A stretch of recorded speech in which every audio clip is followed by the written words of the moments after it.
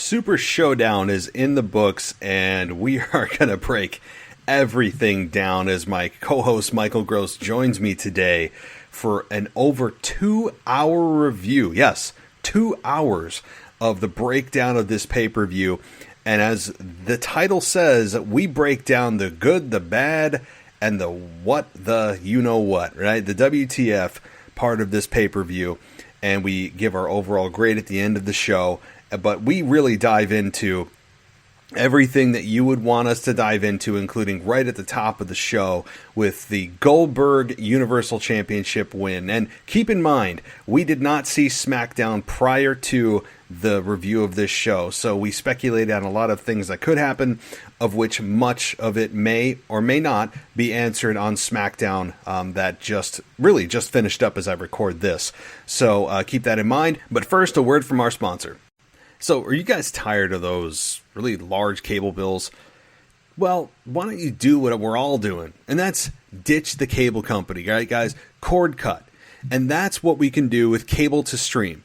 It's only $27 a month. There's no credit check. You pay as you go. It has over 800 live channels, including sports packages, all live TV, all movies, all pay-per-view events. Just $27 a month. It's Cable to Stream, Cable to, the number 2, stream, and you can also sign up to get a free trial. So check this out, guys. It's called Cable to Stream, and it's really inexpensive for what you get, including, again, sports, live TV, movies, pay-per-view events, and you pay as you go. There's no credit check, and over 800 live channels, including HBO, Showtime, CNN, VH1, Stars, Disney, and the list goes on and on and on. So, again, check it out. It's called Cable to Stream. Welcome to the WWE Podcast, the most passionate and authentic wrestling analysis on the web. We've got you covered with every Raw, SmackDown, and NXT show, giving you a no bullshit opinion. We know you love wrestling. We do too. So let's get this show underway. And that's the bottom line. What? 'Cause Stone Cold said so. And welcome to the WWE Podcast, as we've got a really long show for you guys today. Long but great, as my co-host Michael Gross joins me to discuss the beloved pay-per-view that is Super ShowDown. And boy, do I say that with the biggest smile and sarcasm in my voice that I possibly can, as social media exploded over Goldberg's victory over the Fiend Bray Wyatt last night in Riyadh, Saudi Arabia. And Goldberg becomes the Universal Champion for the second time. And we've seen this before from Kevin Owens. After he defeated Kevin Owens, become Universal Champion. We now have he should be a 3-time Universal Champion, because he also defeated Brock Lesnar. So, boy, oh boy, this was a pay-per-view that had its ups. Believe it or not, there were some positive things, of which is discussed in this show. But boy, did it have its negatives, and it had its negatives to the nth degree. And it's not just Goldberg winning, and we discuss what that is as well. And we try to draw as much positive as we can out of it, and maybe see it for what it could be, and give as much benefit of the doubt as we can. But it's oftentimes hard. And this was one that it was very difficult to give WWE benefit of the doubt. And we did cover some possibilities now that Bray Wyatt is not Universal Champion. The fact that, hey, this opens things up, and this may be a good thing, and maybe a silver lining, a blessing in disguise. That all remains to be seen. And I was very hesitant of recording this without putting an explicit marking and label on this show, because if I had recorded this immediately following my watching of the show, this would have absolutely been an explicit show. And I have many people asking me if this is going to be labeled an explicit show. I will tell you that with my age, I have learned to not knee-jerk reaction to things, and to let things play out. And that it's not as fun. I certainly would have loved to have come on here and just started giving you guys the cuss-filled feelings and emotions running through me of Goldberg winning. And in my cooler head prevailing, I decided to rather wait and see what happens, and also talk to a level-headed co-host who I think is good that I had a level-headed co-host, because if I had somebody that triggered me, wink wink to you know who you are, it would have been labeled explicit within 5 minutes of chatting. So it was a show, again, that was very controversial. And I know that many of you are upset with Goldberg's win, and I understand why you're upset with Goldberg's win, and I get it. And I felt the same way, and I said, what are they doing? They've destroyed the Fiend, on and on and on. And as I continued to talk, and we continued to talk, I may have talked myself down from it, and maybe I'll talk you down from and off the ledge too. So that remains to be seen. As again, this is an over 2-hour show, so maybe you want to break this up or listen to it in its entirety in one sitting. But I think you'll enjoy it, as we have different perspectives and different from you maybe, and that's not a bad thing. So get ready and strap in for our Saudi Arabia filled Super Showdown review. That is coming your way. And what is also coming your way is AEW review. That is coming in the next day or so from this past week, as well as the week in review that will cover SmackDown this past Friday. Tonight, right? Boy, I don't even know what day it is. That will be coming on Sunday with my co-host. And that'll be a very interesting show, I'm sure. So a lot of content to go, and it's just going to keep piling up as we have another show on Monday with Aiden and his analysis, and then Tuesday is Raw review, and boom, we're right back into the week. So yeah, there's 7 shows a week on this feed. So hopefully you guys are enjoying it. It seems as if, based on the stats I'm seeing, downloads going up and everything else, it seems to be what you guys are asking for, are longer shows and better content and better audio. So we're working on all of those things. So head on over to Patreon if you want an ad-free experience, by the way, at patreon.com/WWE Podcast. We have a Facebook page that many of you may or may not know, at facebook.com/The WWE Podcast. And on Twitter, as many of you know, and where you get a hold of me is at The WWE Podcast on Twitter. And you can contact me there or email at realwwepodcast@gmail.com. And if you guys want to get on the show, by the way, and you want your question on the show, or you want your comment or rant on the show, email me your audio file at realwwepodcast@gmail.com. We all have smartphones. Just create a voice memo and send it. Super easy to do. It doesn't matter what kind of phone you have. We all have the capability, if you have a smartphone, to send a voice memo. So by all means, do it. I would love to hear your voice on the show and get some new perspectives. I think it kind of breaks the show up too. So, alrighty. Well, with this damn thing being 2 hours, and that's not a bad thing, I want to get to it and not waste any more time. So here it is, Michael Gross and myself discussing Super Showdown. Take a breath, strap in, and enjoy. Welcome to the official Super Showdown review show. Michael Gross is back with me today, and boy, do we have quite a show to review. And as the title of this show says, we are going to review the good, the bad, the ugly, and the WTF in some cases. But I think that with the social media outcry with some of the booking, we'll address how WWE could possibly turn this around, and that maybe as fans we need to take a step back and not overreact.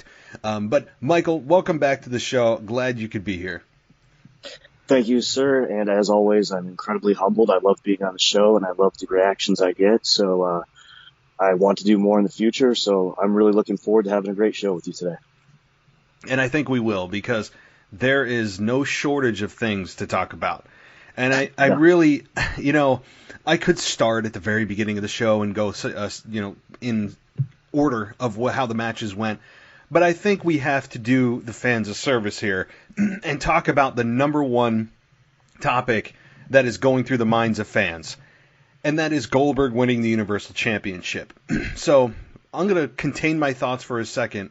Very interested to see and hear about what you thought about this, and possibly what could they possibly be doing? Okay, it's a convoluted situation, to be honest with you. First of all, Vince McMahon is going back to the dinosaur act, as I like to call it. Let's rely upon these stars of yesterday that still have a little bit of gas left in the tank, and because that's the star power we need for WrestleMania.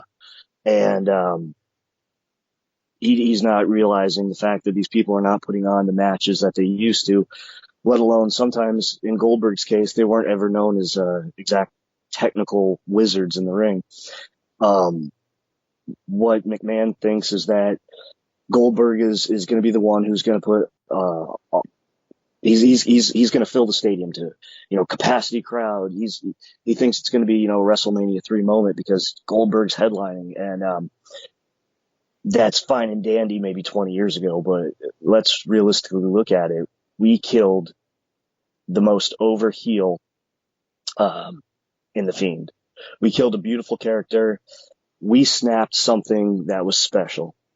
There were so many wrestlers out there that don't have a true character to them. They're just a first and a last name. And you had The Fiend. You had Bray Wyatt. Now, at first, I wasn't a big fan of the guy because I thought it was a Mankind ripoff, but he evolved enough to where it was his own thing and his own individual moveset. Sure, he used the mandible claw and he had a mask, but the dueling personality, it was a little Mankindish, but having the television show, putting on the great matches, the consequences of losing to him with like Seth Rollins becoming a heel again, Finn Balor going back to NXT, the de-evolution, Daniel Bryan, sorry, bad habits, Daniel Bryan going back to the American Dragon persona. You had something really special. And obviously you're not going to beat Goldberg and send him back 20 years to, I guess he'd be the exact same person, just less wrinkly. But the only thing I can see is that McMahon has this grandeur idea that he has to put another marquee player to give us some kind of historical moment. And this is what I call not a WrestleMania moment in the making, but this is a forced WrestleMania moment in the making. Something he tells you you're going to like, whether you like it or not, because I'm giving it to you. And there's a couple of names on my list. I think he could go down that road with Roman Reigns because the people really don't want Goldberg. So of course you're going to be behind Reigns, with the fear of if it was Reigns versus The Fiend, the people might turn on Reigns like they did Seth Rollins because The Fiend was just that over. It wasn't that he was a cool heel. He was a cool character, and it was something we didn't have. But I think there's another name, and I'm going to defer to you on that one. Well, so to answer your question first, and then I'll kind of give my feeling on this match, I think that name could be John Cena. And I just want to also let everyone know we have not seen SmackDown. We are recording this as SmackDown is being aired. So whatever may have happened on SmackDown, we are completely ignorant to. So just keep that in mind with our analysis here. So John Cena could be a Goldberg fit. But to kind of start with this match here, I mean, I really, really thought they would not go this road, but I also thought and said that anytime that these matches come up, that the fans feel is just a foregone conclusion and it's going to happen, what does Vince do? And we are seeing it right now. When something is just so blatantly obvious of the outcome of the match, especially when it's positioned as the final match of the night, which also scared me, then you get something like this. The positioning of this match, Vince wants to always leave fans buzzing. And he certainly has swatted the beehive when it comes to social media, with people losing their minds over Goldberg winning. And would I have done this? Absolutely not. I would not have done this. And I think when you look at this match, this Goldberg is a one-trick pony, or a two-trick pony if you look at the jackhammer and the spear. And you could say that Bray Wyatt sandbagged that jackhammer, where he didn't really... He jumped, but maybe he didn't straighten his legs to give the true jackhammer. It was really nothing more than a glorified suplex that ended the Fiend's streak. And yes. And I, you know what? I don't know who's to blame for that. Even if it was executed perfectly, the fact of the matter is that we have a guy that is a 90s legacy star in WCW, was at the right place at the right time in WCW. If you're going to talk about in-ring ability is, I mean, seriously, if I trained for a few months, could probably learn a few more moves than Goldberg, but a mega star in his own right, and I respect the guy. But the fact of the matter is that you just now defined The Fiend down to a level that I didn't need to see until a worthy adversary has come along that has a future in WWE, not a legacy one-star one-off for WrestleMania like Goldberg. This was not the time nor the place. With all of that being said, I think that Vince McMahon was seduced by the sexiness of Goldberg versus Reigns. And I think that if he goes spear versus spear, I mean, in a way, that may be a little bit better in terms of if it's all about Roman Reigns, which at times, and we have seen through the years, it tends to be somehow all about Roman Reigns. Even if it's somebody else's champion, Roman is still the main focus of the show, no matter who's champion. We saw it with Kofi's run week after week after week. And if it's Goldberg as champion versus Roman Reigns, I believe Goldberg has a better chance of getting booed and Roman has a better chance of getting cheered at WrestleMania, as opposed to the very predictable match that many of us thought was going to happen, Reigns versus The Fiend for the Universal Championship. So if that's the reaction you're going for, maybe Goldberg is a better heel in a way for opposing Roman Reigns, who is a guy that the fans have actually learned to, they've kind of grown up with him. Many of the fans weren't around when Goldberg was champion, or when he was reigning his terror in WCW and tearing it up. So in a strange way, it may be, if it's all about Reigns, this could be a better situation for Roman Reigns come WrestleMania. I strongly agree with you based on the fact that Reigns has a future. And while people were, let me reiterate what I'm saying before I trip over my own tongue here. The only reason that people didn't like Roman Reigns is because they found out Vince McMahon said, you're going to like Roman Reigns and I'm going to make you like him. And that's why they revolted. If that never happened and they waited another year and built him up a little bit more with minor feuds, nobody would have a complaint about Roman Reigns. He is not a bad performer.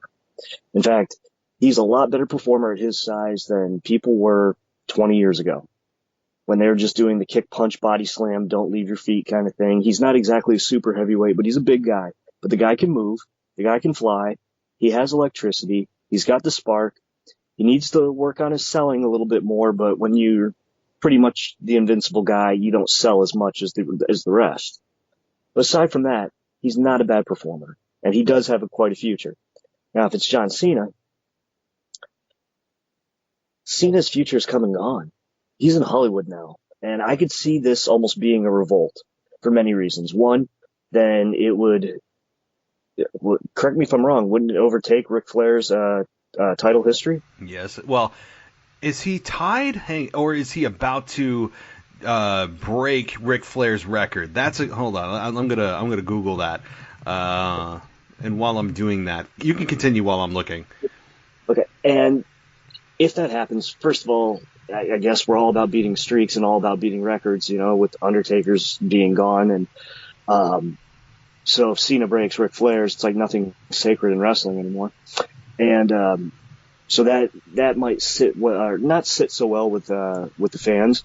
And the fact that you're going to reward us with another part-timer, another Hollywood guy. He had his time in the ring. In fact, he had so much time in the ring, especially over the last 10 years, that people got sick of seeing him in the ring, and people are happy that he's gone. Sure, he gets a big pop when he's back, but nobody wants to see, at least in my opinion, the fans don't want to see another retread of the last 10 years, because that's what helped kill these ratings. It was Cena and Orton. Remember the Nexus? I remember. Oh, yeah. Because they got killed by two people, Cena and Orton. And I could throw out so many names, and that's what really drove fans away when they wanted something new. They kept pumping the brakes and driving people out of the company. That's, I think, putting one more world title on Cena, even if it's just till SummerSlam, could be really negative and be adverse on the ratings, unless the plan is to eventually have Reigns take it from Cena then. But you're going to have to build one heck of a story. You're really going to have to put a lot of momentum behind it for people not to keep turning the channel. You are, and to answer your question, John Cena he's a 16-time world champion, so the next win would then surpass Ric Flair. So there's no better place to do it, certainly, than WrestleMania. I think it's inevitable that he's going to do it and become a 17-time world champion. And you know what? John Cena is one of the greatest of all time, and there's no disputing that, regardless of what your opinion of him may be. He is one of the greatest ever in WWE, and I just, this match, though, really, as much as we disagree with what the outcome was, the fact that Goldberg won, I don't want to say buried, I think that's kind of a term overused, but certainly defined down Bray Wyatt, and continued to say, hey, part-timers can come in here and just run roughshod over the guys that have been here, and all of the goodwill with The Fiend is now just kind of gone by the wayside. And you could argue The Fiend didn't even really need the championship to begin with, which I do agree with. I don't think he ever needed the belt. It never felt like he needed the belt. He felt kind of distracted with the belt instead of building him as a character and learning who he is. It just felt a little too soon, a little too much too soon with The Fiend. And so taking the belt off of him, down the line, we may say that was a good move. In the moment, many fans are very annoyed that it's Goldberg who comes in and does this, and you could hear that very lukewarm, very mixed reaction for Goldberg, which I would absolutely anticipating continue on SmackDown, or as we get closer to WrestleMania, the fans just start to go, hey, no, The Fiend is an organic, one of the most interesting, dynamic, deep characters we've seen in a decade. Why is Vince doing this? And the positive is, as we just kind of ran down possibilities, that's just it. This opens up a lot of possibilities by taking the belt off of The Fiend, who is now open to possibly work with The Undertaker, right? I mean, he could go against John Cena, or maybe he could build all the way back up to WrestleMania against Goldberg and take it back then. There's a lot of places you can go with The Fiend now. He's not tied down and handcuffed to the Universal Championship and facing whoever wins the Elimination Chamber match, the men's Elimination Chamber match. So maybe it's a blessing in disguise. I know that many of you, it's probably falling on deaf ears, but it really loosens up The Fiend and makes you wonder where he's going to go next. Well, what I can say is holding the title going into WrestleMania, no matter if it's WWE or the Universal, it puts a target on you, because almost right away by who the challenger is if they're winning or losing. And it just sucks the air out of the room. It's kind of like when Kofi went against Bryan and you saw the regular belt there at ringside. You knew right away Kofi's winning. So regardless of getting a good or a bad match, you don't have that fire in your stomach of, oh, it's a near fall. Oh, maybe somebody's going to do it. Maybe they're not. You just know what's going to happen. And in the case of The Fiend, say he did go into WrestleMania and you knew Cena was the opponent. We all knew at that point Cena's going to win it. They're going to, give him his 17th, whatever else. And well, do I tune in or do I just read the results the next day on WrestleZone? And so it's like you said, it could be a great blessing, because you look at some of the people you could work a program with The Fiend going into this. How about Strowman? Give us Fiend Strowman. Why not? I mean, it's happened before, but now it's happened as Bray Wyatt. But what about The Fiend? I have him feud over the Intercontinental title. Maybe it could happen. It could be very interesting, because he's a former follower. You could even go with, is Braun conflicted? Have him listening to The Fiend, and showing, maybe even use a couple of heel tactics because it's getting inside of his head. You can use a psychological aspect. I don't want to fantasy book it too much, but there are different possibilities. And with different possibilities come different outcomes, and also comes the possibilities of having a great, great match. Something that we will remember, which is what we call a true, unforced WrestleMania moment.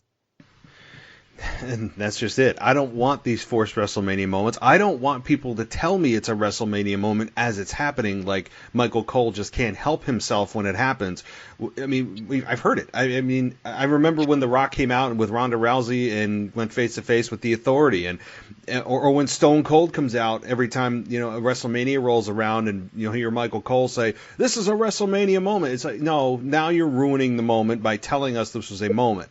Right? Like, don't tell me these things. They'll happen organically, and then we'll go back and reflect on if it was executed well enough to be a moment that is then defined by the fans. And so, yes, I don't want forced WrestleMania moments. I don't think anybody does. And having Braun Strowman against The Fiend, yeah, I'm on board for that. With Braun Strowman being the Intercontinental Champion, I have no problem with The Fiend facing him, but to have The Fiend go from Universal Champion since October to immediately in a program for the Intercontinental Championship that I think it takes him down a level, an actual measurable level, because let's face it, the Intercontinental Championship is the second always to the world title. I know the lineage is I think a lot higher than the Universal Championship. But the fact is, the Intercontinental Championship is second fiddle to the world titles. So Braun Strowman is certainly a worthy opponent, and I want to see that match. People forget that he actually attacked Braun Strowman a few months ago. It just got forgotten and went nowhere. Yeah. And so people acted next week like nothing happened, and clearly it was just an angle that they decided to nix at the time and decide to revisit that program later, and I think they will. But for them at WrestleMania, with the Intercontinental Championship is my only concern, to immediately define him down another level. I think The Fiend needs to get away from championships and go with just personal rivalries. Undertaker, I mean, is sitting there. You could say he's going to face AJ Styles. We've heard that, but he did that at Super ShowDown in a way that was almost a squash to AJ, and we'll get to that match too. So we kind of saw that already. Do I need to see it again at WrestleMania, where it's going to be, maybe a little bit longer with a few more kickouts of finishers?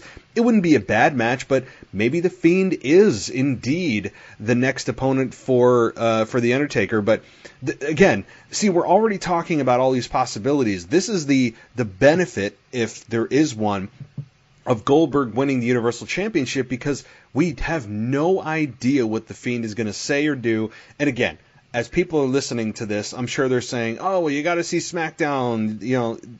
The Fiend does this or that," and I'm sure that that's going to be the case. But as it stands, before we watch SmackDown, the fact is we have no idea where the Fiend is going, and I'm okay with that. I'm okay with not knowing where the Fiend is going to go, and maybe it's building all the way back up to Mania and recapturing the belt.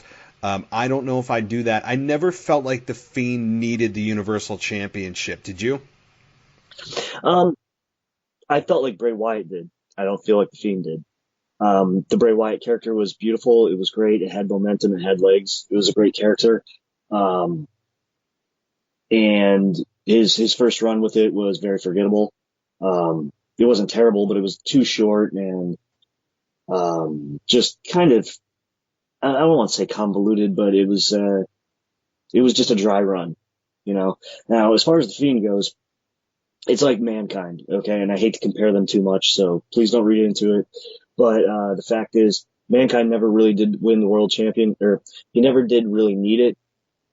But it was an amazing thing when he got it, and it was the same thing with the Fiend. People wanted to see the Fiend. So no matter what the Fiend does, you're going to have eyeballs on it. And he doesn't need a title. And it is almost relieving, because I'd love to see where it's going to go. I want to see where he's going to go. He doesn't need a belt. This frees him up. And let's be honest, maybe a match with Cena or Reigns would be almost even too predictable, not just in the outcome, but in the move sets and everything else. You put somebody who's got a bit more of a athlete. It's not that they're not all athletes, but somebody who's a bit more flexible. Somebody who, like an AJ Styles or a Ricochet, like a contradictory style where you never know what you're going to get. And we could just have something mind blowing. So go ahead, take the belt off him, but don't, like you were saying with the Intercontinental, to step down. Doesn't even have to be that. We could have Strowman lose the Intercontinental before that and the Fiend be the reason. You can work it that way. And it doesn't have to be Strowman. It could be anybody as long as it's, something I can sink my teeth into and I'm going to get a great match. Belts free. Just give me something great to watch. Let me cleanse my palate, get the bad taste of Goldberg out. Let's try to forget that loss and move forward. It's amazing as we look at this card. It's 2020, and our world champions are Brock Lesnar and Goldberg. I mean, these two they competed in the 2004 WrestleMania 16 years ago. 16 years from that date, we are now looking at these two as the top champions in WWE. Two guys that left WWE the day after WrestleMania. I mean, it's just, if someone had told me at that time that in 2020 these two are going to be top guys, main eventing WrestleMania, I would have laughed. And it's crazy how just sometimes things, the more they change, the more they stay the same. And again, I know that Vince is trying to put the belts on the guys that he looks at as the top, that's the strongest guys with the most star power, and to have that person drop the belt to whoever they want to then hand the baton to define as the next guys. I understand that. I get the passing of the torch reference. Brock tends to do it on a yearly basis at WrestleMania, and I get it. And I know the symbolism of it, and I know what it's supposed to mean. But the fact is, I don't need those guys to hang around. I mean, look, Brock Lesnar's one of the best athletes I've ever seen. I still think he has a lot of value in WWE. But I'm ready for Brock to move on from the championship picture. I'm ready for Goldberg to just move on, period. I'm ready for these guys to just be involved in personal rivalries. I don't need them in championship matches anymore. I know that it's to really build the next guy, but at the same time, you're then taking away a slot from a guy that could be champion to face a guy that is also up and coming to challenge for that championship. You're taking away half of you're taking away half the opportunity. So I don't know. I really don't have too much more to say about this match. It was a quick match. 4 spears and a suplex later. I'm not even going to call it a jackhammer, just a suplex. The Fiend is defeated, and he just disappears from the ring, and the fans don't know how to react. So do you have any other follow-up thoughts on this match before we get to another topic on the show? Just an observance, excuse me. The last time I remember Goldberg being in any program that did not involve the world title of some sort was when he took on The Rock in the early 2000s. That's a little food for thought. Oh my God, I didn't even realize that. Like, I'm not going to dispute you. Yeah, maybe when he debuted against The Rock, that Monday Night Raw, after The Rock said he's done, there's no one left to face, and Goldberg comes out. I'm not going to dispute that. Goldberg is just consistently in the picture, and maybe it's because, hey, Goldberg's in-ring abilities are limited at best, and this guy was just lived and died by the spear and the jackhammer. Let's at least give him something to fight for rather than just a personal rivalry. But the fact is, I don't know. I don't need Goldberg in the ring at 55 years old. I just don't. He's a physical specimen, but I don't know. I'm going to try to not be overly negative about this thing because it's easy to do, easy to pile on, and social media people are seriously losing it. And I understand why, but I've been around wrestling 25 years. I'm also smart enough to know to let things breathe and let's see where we go. I don't agree with it initially, but maybe we get something we didn't see. Maybe we go, oh, okay, that makes sense. So I have the patience. They're certainly testing it, but I've just been a fan long enough to know that until things fully play out, I don't want to judge it too hard yet. It's fair enough. Let's go ahead and let's move on. All right. So the next thing I want to talk to you about, the next thing on my mind is, well, the next championship match, Brock Lesnar and Ricochet. I'm not again, very quick match. Not a ton to talk about there, but I wanted your thoughts on that. I wanted one thing out of Ricochet, just for him to hit one move. I mean, an outright squash was not justified. Ricochet is one heck of a young talent. He's got nothing but the future ahead of him. Sky's the limit. And with smaller guys, you say he'll never be a champion. I believe Ricochet could be a world champion. Now, with performances like last night, that just sets him back a year or two. But what I would have ideally liked to have seen, and like we had covered when we spoke prior, is that Ricochet gets swatted around a little bit and then hits one of his crazy, insane moves that stuns Brock Lesnar. Give me a stunning look on his face. Give me a 1.5, maybe close to a 2 count, and then Brock kills him. Because that's kind of what I predicted. I didn't predict an outright, you could say cat and mouse, cat batting around a mouse. That was a lion batting around a mouse. And it was just demeaning to Ricochet. We knew he was going to lose. But Brock doesn't have 3 more years in the company. Not with his diverticulitis, no matter how sparingly, and at some point the fans are really going to turn on him. Ricochet has the future. Do you want him to go back to New Japan? Do you want him to go to AEW? No, you want to keep him there. Do something for the guy. Give him look strong in defeat. He just looked like defeat. He looked like he was run over by a tank and left for dead. What about you? Yeah, this is one of the things, and this covers the ugly and the WTF part of our show. I mean, where the other matches, and yes, even the Goldberg Fiend match, I was able to pull out some potentially good things coming out of it. I just don't see the good in this one. I understand the objective: make Brock look impossible. He's an absolute monster. We've known that about Brock since day one. That's how Brock has been booked since day one. And again, this isn't a guy.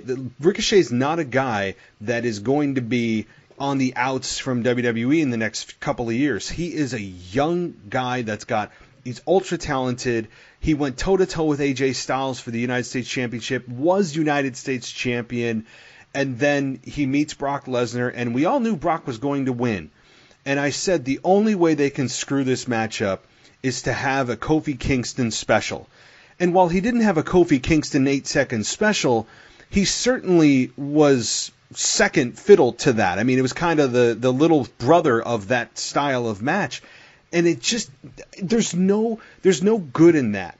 Because, number one, you can't get Brock over any stronger. And I know that they were trying to make him look unbeatable for Drew McIntyre. I get it. But the fact is, Brock could have still come out of that match looking as strong as he did, but also give Ricochet something, anything. Ricochet didn't get in, as you said, nothing. Not a single offensive maneuver, not a punch, not a kick, not a slap, zero. He got in absolutely no offense against Brock Lesnar.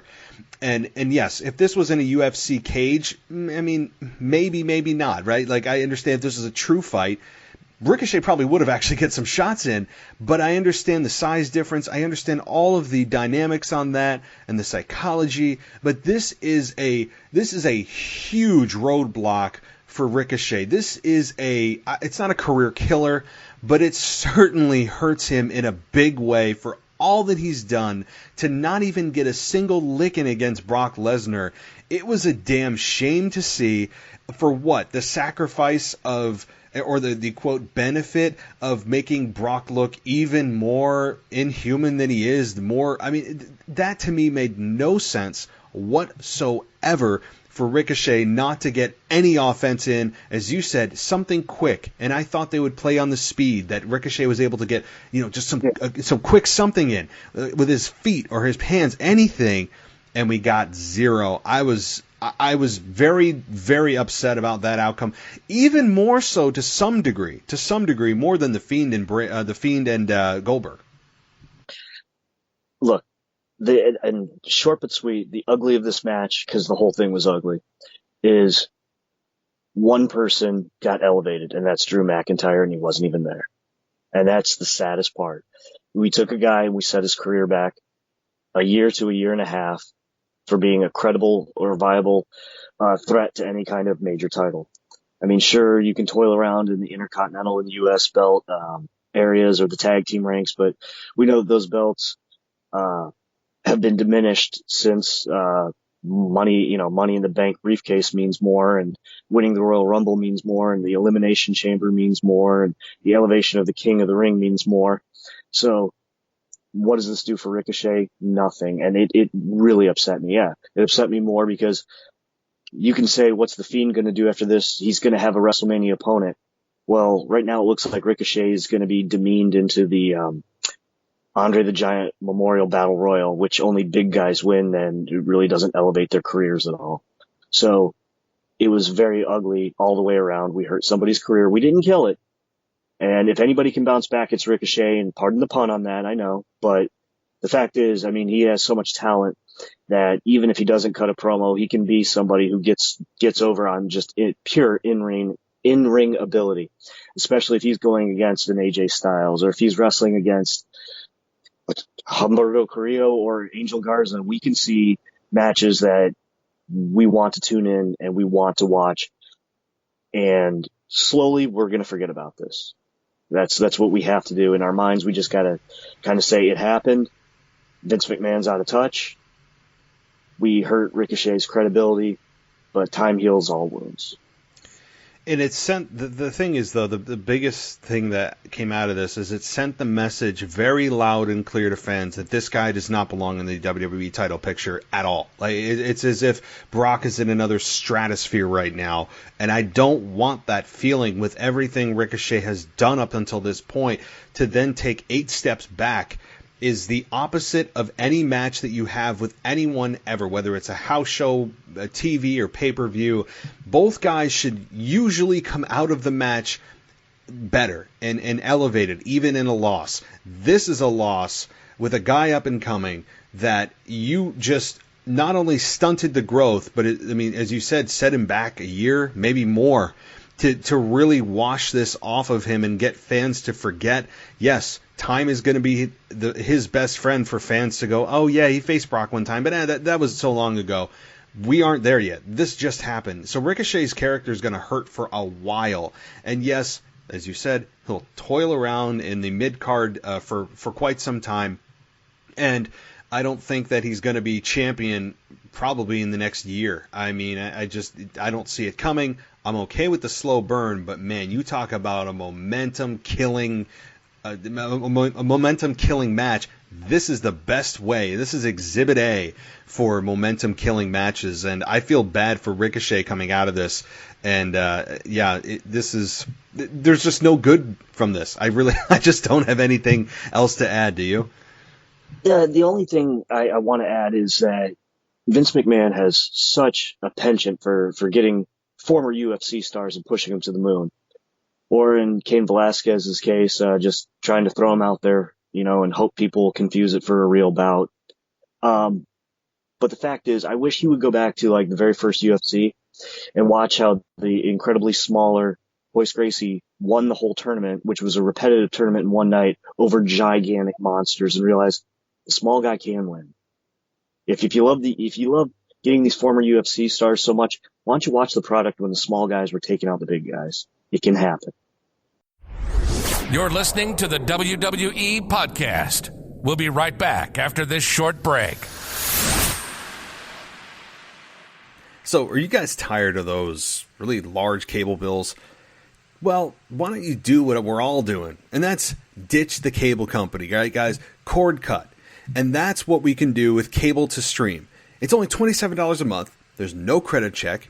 You pay as you go. It has over 800 live channels, including sports packages, all live TV, all movies, all pay-per-view events. Just $27 a month. It's Cable to Stream, Cable to, the number 2, Stream.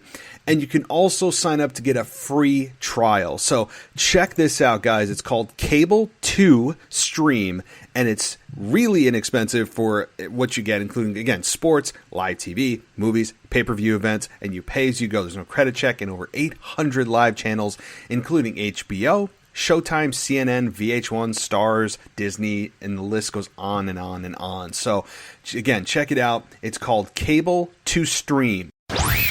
Welcome back to the WWE Podcast. Let's get back to more great wrestling audio. Yeah, it can. And we saw, I mean, Rey Mysterio when he faced Brock Lesnar. I mean, he at least, got some offense in there. And it's, I don't know. It can happen. I understand that there's the David and Goliath dynamic that's been played for as long as, TV has been a thing. I get it, and it's just it's a shame that they didn't give him anything. Even if it was, I'm serious, if it was just like a few kicks, as you said, he's stunned, gets him down to a knee, knees him in the face, Brock's down for a 1.5 or 2 count. If that's all he got, I wouldn't be ranting like we are. I am, and it's just it's going to be very difficult to rebuild after this. I think he can do it. He's certainly got more days ahead of him than behind him. There's a lot left in Ricochet's career, but this one hurt, and it hurt. This was a shot to the solar plexus. So I don't know. I want to move on to something that I really thought was a very good match, and that was Seth Rollins and Murphy versus the Street Profits. Raw Tag Team Championship. While the outcome was what I expected, and that's a good thing, I'm fine with Seth Rollins and Murphy retaining. The Street Profits certainly looked good in their own right, especially Montez Ford, who really, really just continues to shine. He did this past week on Raw against Seth Rollins, and then continued this in this match. And I don't know. I have no issue with this match. I mean, the right person won. The quality was there. Could it have been a little bit longer? I mean, maybe. Maybe it could have been. I just thought this was a really entertaining match. And I have really no issues with it, and it was just a wrestling clinic. What about you? It was a great match. Fantastic match. Obviously, you can see that Ford is being groomed to be the Shawn Michaels of the team. But that's not taking anything away from Dawkins, because I love how Dawkins uses some of like the Keith Lee style tackles, just blast somebody out of nowhere when they're running in to do something. Of course, Buddy Murphy, great competitor. Rollins, obviously. I love the head hanging through the ropes stomp finish. Oh, that was great. It was refreshing, because we all know that the apron is the strongest part of the ring. But I take something away from this that I think is really interesting, and it's something I could see happening a little bit in the future. And there's another thing we need to touch on after I make this statement. But okay. So Seth Rollins calls himself the Monday Night Messiah. Buddy Murphy couldn't get a win, so Buddy Murphy joined him. They've elevated each other. And of course, Murphy elevated himself by being an incredibly great, talented wrestler. The Authors of Pain are not that talented. I'm not taking anything away from them, but they're kind of big bricks. And if you're in a stable with a tag team, you figure the tag team would be the tag team champions instead of the 2 singles wrestlers. With that being said, even though Seth Rollins is embattled in a feud with Kevin Owens, and we'll touch on that in a second, what I would like to see is the Street Profits and Rollins and Murphy go at it one more time, give them about 3 extra minutes, let them tear the house down, and have the same results. Now, you might ask why? Because he's the Monday Night Messiah, and they're the Street Profits. It writes itself. He asked them to join and oust AOP. And a heel turn, because we haven't seen that from them. And then you have almost this religious-based stable with Rollins almost morphing into a Jim Jones character. What do you think? Ooh, never even considered that. Wow. So what you're proposing is basically the Street Profits would take the place of AOP, essentially turning AOP babyface. For okay, so gotcha. I'm for it.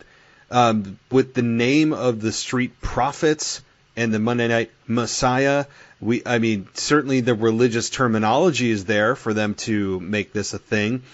And as you said, with AOP, who just are statues, and are just, they're okay in the ring. They don't blow you away. Their presence, I think, is more of an asset than their in-ring skill. They have a very good look on camera, particularly when they have their suits on and when they had those promos before this whole Monday Night Messiah thing happened, describing how they enjoy pain and all they care about is just inflicting pain. That was the best that I saw.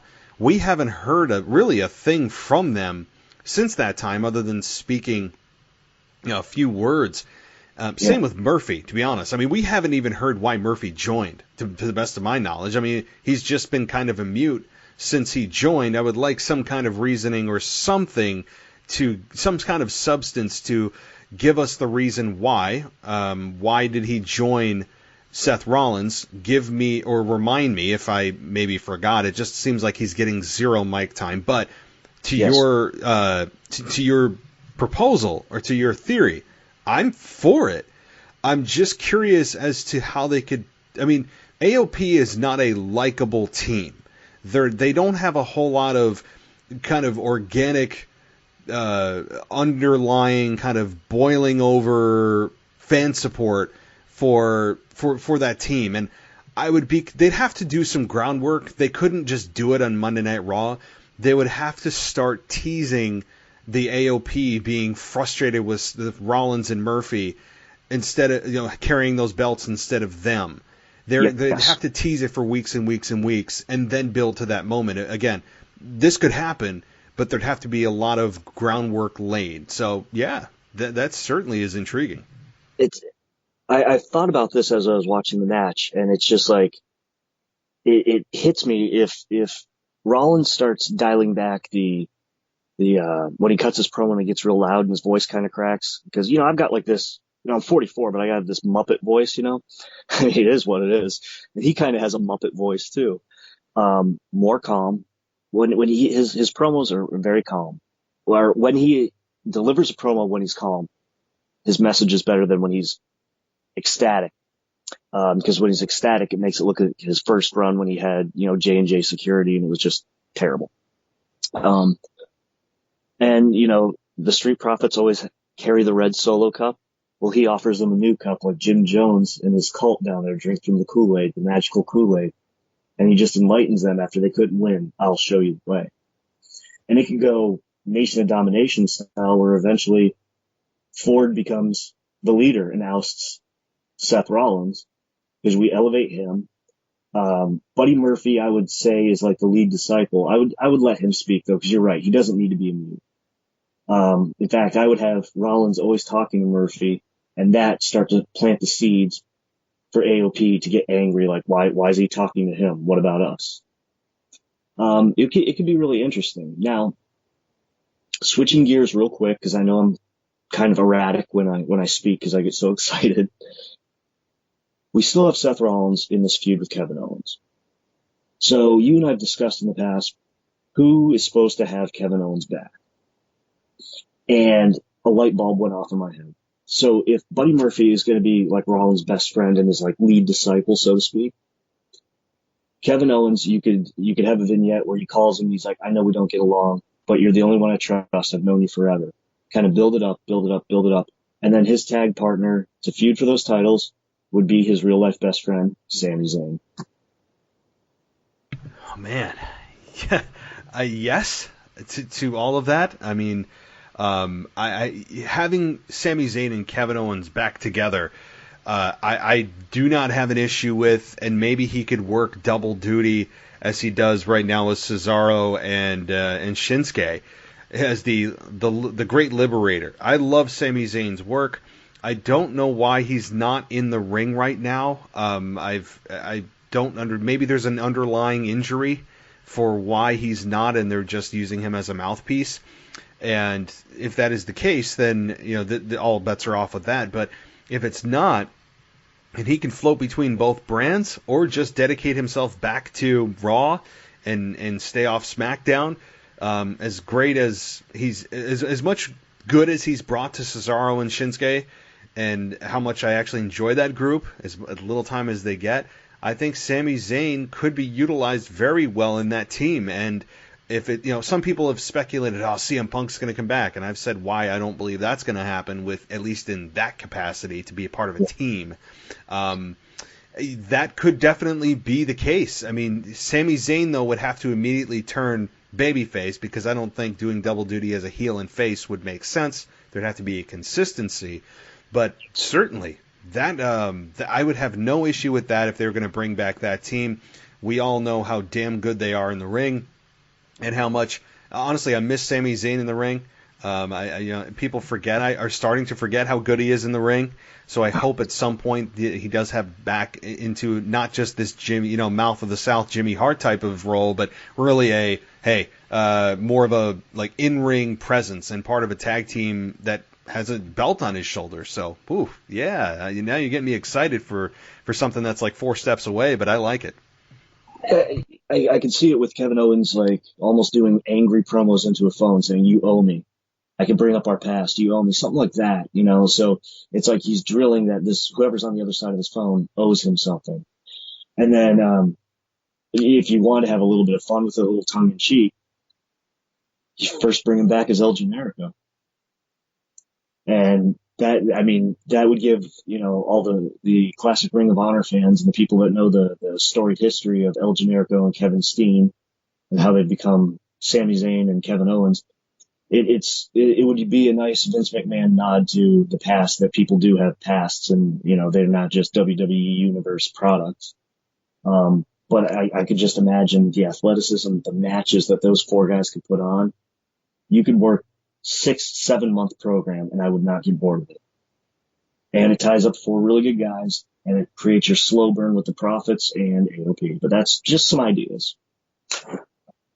Certainly it is, and the fact of the matter is, though, that there is going to need to be some opposition against Seth Rollins and his unnamed group. I mean, yes, you have the Street Profits, and assuming they don't go your route, and that's assuming that they just continue with Street Profits in their own separate babyface gimmick. And unfortunately, I think they will, and I don't know if I say that unfortunately. I should just say, let's wait and see. But right now, the fans are getting behind the Street Profits, and now that they're not doing the terrible Weekend Update, mimic of Saturday Night Live, which I think was just awful, or them standing around on Raw or whatever, just making weird raps that are not funny about what's going on, instead of focusing on their own careers and just being fools. In the ring is where they've really started to sell me, not in the silly sports entertainment-y type of bad comedy. And so this is, again, the last few weeks I've learned more about and really started to like them more in 2 weeks than in 2 months. And Montez Ford, as you said, he is the Shawn Michaels to the Marty Jannetty. Shawn Michaels, I mean, that's a pretty high bar to set, but yes. The analogy is accurate, right? Montez Ford, I think, certainly has a bright future in front of him.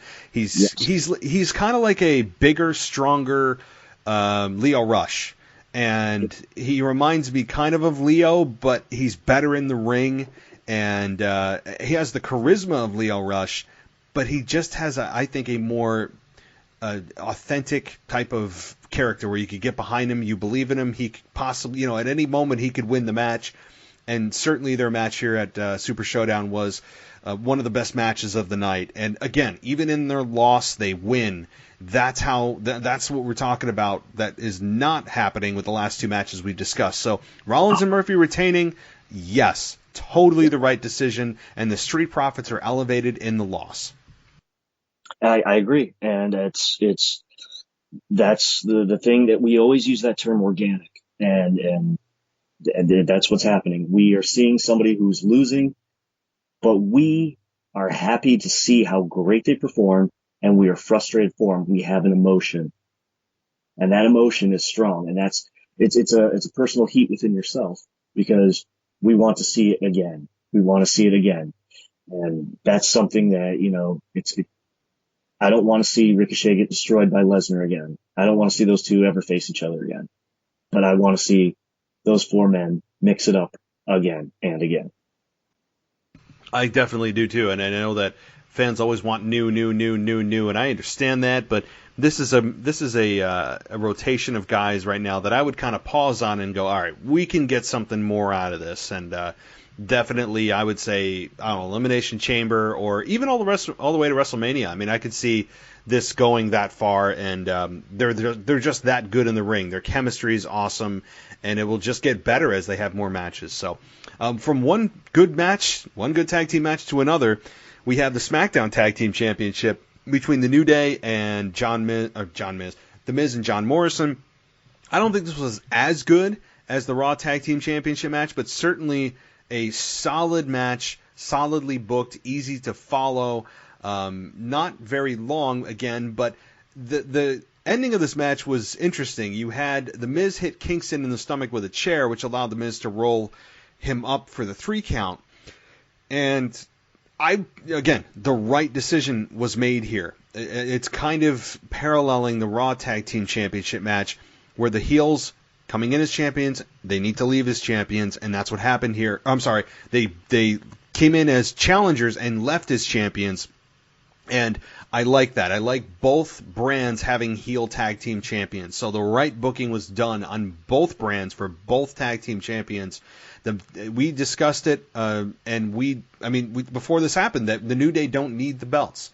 That they just, I don't want to say they're above it, but it's kind of a been there, done that type of deal. And the Miz and Morrison, especially upon Morrison's return, needed something to legitimize that team again. And I think this was the right move. It's interesting to note that not that they won by cheating, which is I'm fine with. That's what you do as a heel tag team. But interestingly, a single chair shot to the gut will cause a guy to lose the match. But in a TLC match, it takes 20 chair shots to put them down.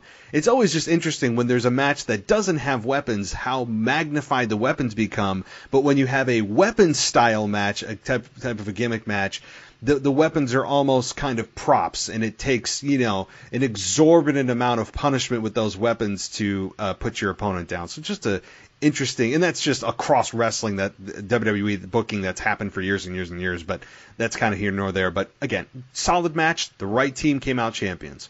What are your thoughts? Well, I see the good and the bad. Okay, there was no ugly, but the good and the bad is, first of all, Kofi sold that rib shot really well for the roll up because his hands were on his ribs. He couldn't find a way to kick out. I like that ring psychology, just the little things that you pay attention to, that helps the momentum of the match or the outcome look a little bit more solidified. With that being said, Morrison should have got the pin because I don't want to see Morrison emulsified into mediocrity. It's like we discussed before. He's in the same position he was years ago, so why did he come back? I really want to see him as a single star, and that's just my personal opinion. Okay. The New Day need something besides matches with the Usos and throwing pancakes. It's almost time to split these guys up. I don't really know where to go with them. I think it would almost be fun to not necessarily, maybe go to NXT. So you have that star power, because it's going to be a while till Xavier's ready to go. And it just gives them a break from being overexposed, because they're almost at the point where they're overexposed and you want to turn the channel.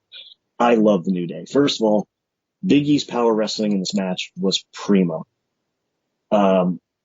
Morrison and Kofi, I could watch those guys go at it all day.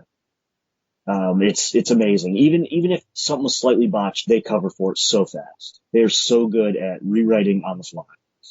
And the Miz is the Miz. But I think that there's fresh feuds out there for the Miz and Morrison.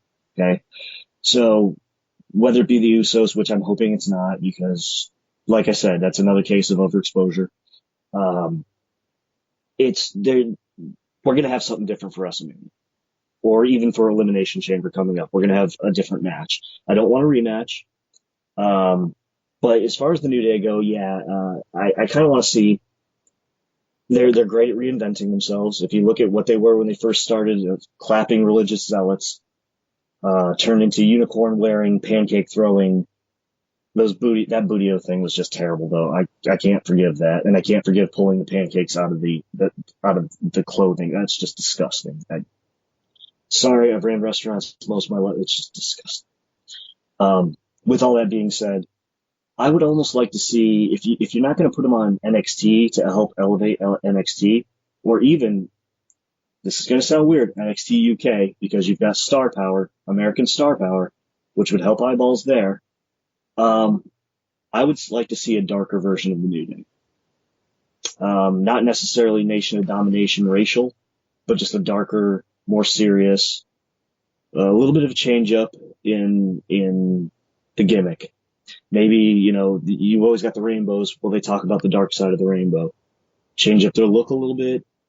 You don't necessarily have to turn them heel, but you can just get a bit more serious version of them just to freshen them up or to keep them from being on television every week to the point of it's your bathroom segment. So, thoughts, sir? I've been advocating for New Day that they need to split I've said it, my God, 2 years ago. I was even saying, okay, they're feeling stale. Why are they keeping these guys together?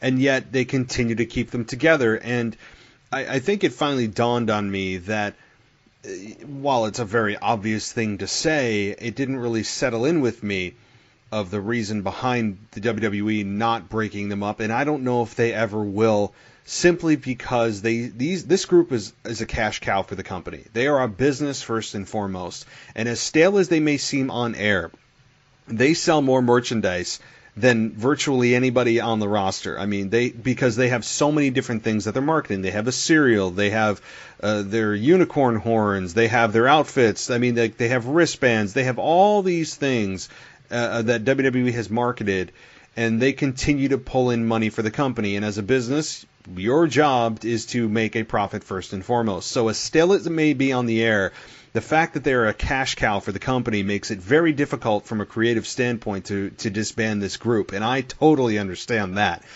So it is kind of a conflict of interest. As stale as this group may be, as eye-rolling as it may be at times, it does generate money for the company in a big way.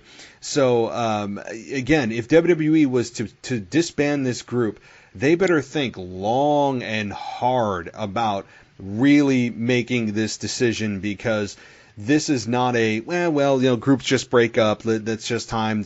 Groups are made to build single stars. In this case, I don't know. It better be the angle of all angles if I'm WWE management, because if this is making me all this money, I better be really, really, really sold on how an angle breaking them up is going to continue to generate me more money than what I'm making now. So that's kind of my reasoning behind why I don't think they'll ever disband this group. As much as we want to see it creatively, I don't know if we'll see it. Yeah, I guess some aspects I overlook. I think of it more as the fan and spectator, and somewhat of a critic as I do the business aspect of it. But like I said, if you tweak the image, though, you can sell more merchandise, because now we have something different. So if you're going to keep them together, a more serious New Day, at least get rid of the pancakes. The pancakes have got to go. It's so disgusting. And I'd like to see not necessarily a singles push, but Big E to be taken more seriously, because he's like the big power wrestler that can't get the job done. And I hate seeing him saddled with that. Like, how many times was he supposed to be the guy to, like when Rusev was like on his reign of terror, it's like he's going to stop Rusev, and every time he ends up tapping out to the accolade. Like, give the guy a W in the singles column against another guy who's of similar size. Let him show that he's on that same plane.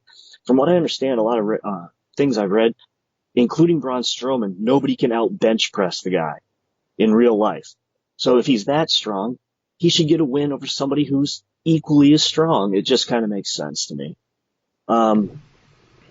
Kofi's had a good run as a singles. I'm not saying split the tag team. I wouldn't mind having Xavier back. I know he's rehabbing, but if he's going to be part of the group, have him do the commentary while the guys are wrestling, or, be in some vignettes, just a little bit more seen. But reinvention is the key. It worked for Chris Jericho. It worked for Kurt Angle. It worked for, Triple H. Look at him when he first came into all the years. Your look, your attitude, everything. Reinvent just a little bit, tweak it. So that's all I got to say about that. Agreed about the reinvention and kind of evolving. I think is more of what the New Day should do, is evolve. And I'm not talking about Kofi Kingston dyeing his hair gold or changing up the colors of their group from purple and aqua to gold and black or whatever they're on now. I'm talking about like kind of a give us more depth to your group other than making inside jokes and pancake throwing childish nonsense that at times is, I mean, that's the kind of stuff at times, as successful as this group has been in there, I mean, they are going crazy with, I mean, I'm sure how much money they're making on merch and all that, and that's wonderful. And WWE gave Kofi Kingston a 6-month run as champion. But, I mean, the fact is, like you said, you have a Big E out there. And Corey Graves alluded to this on his podcast, that he would love to see Big E in a singles run. I would too.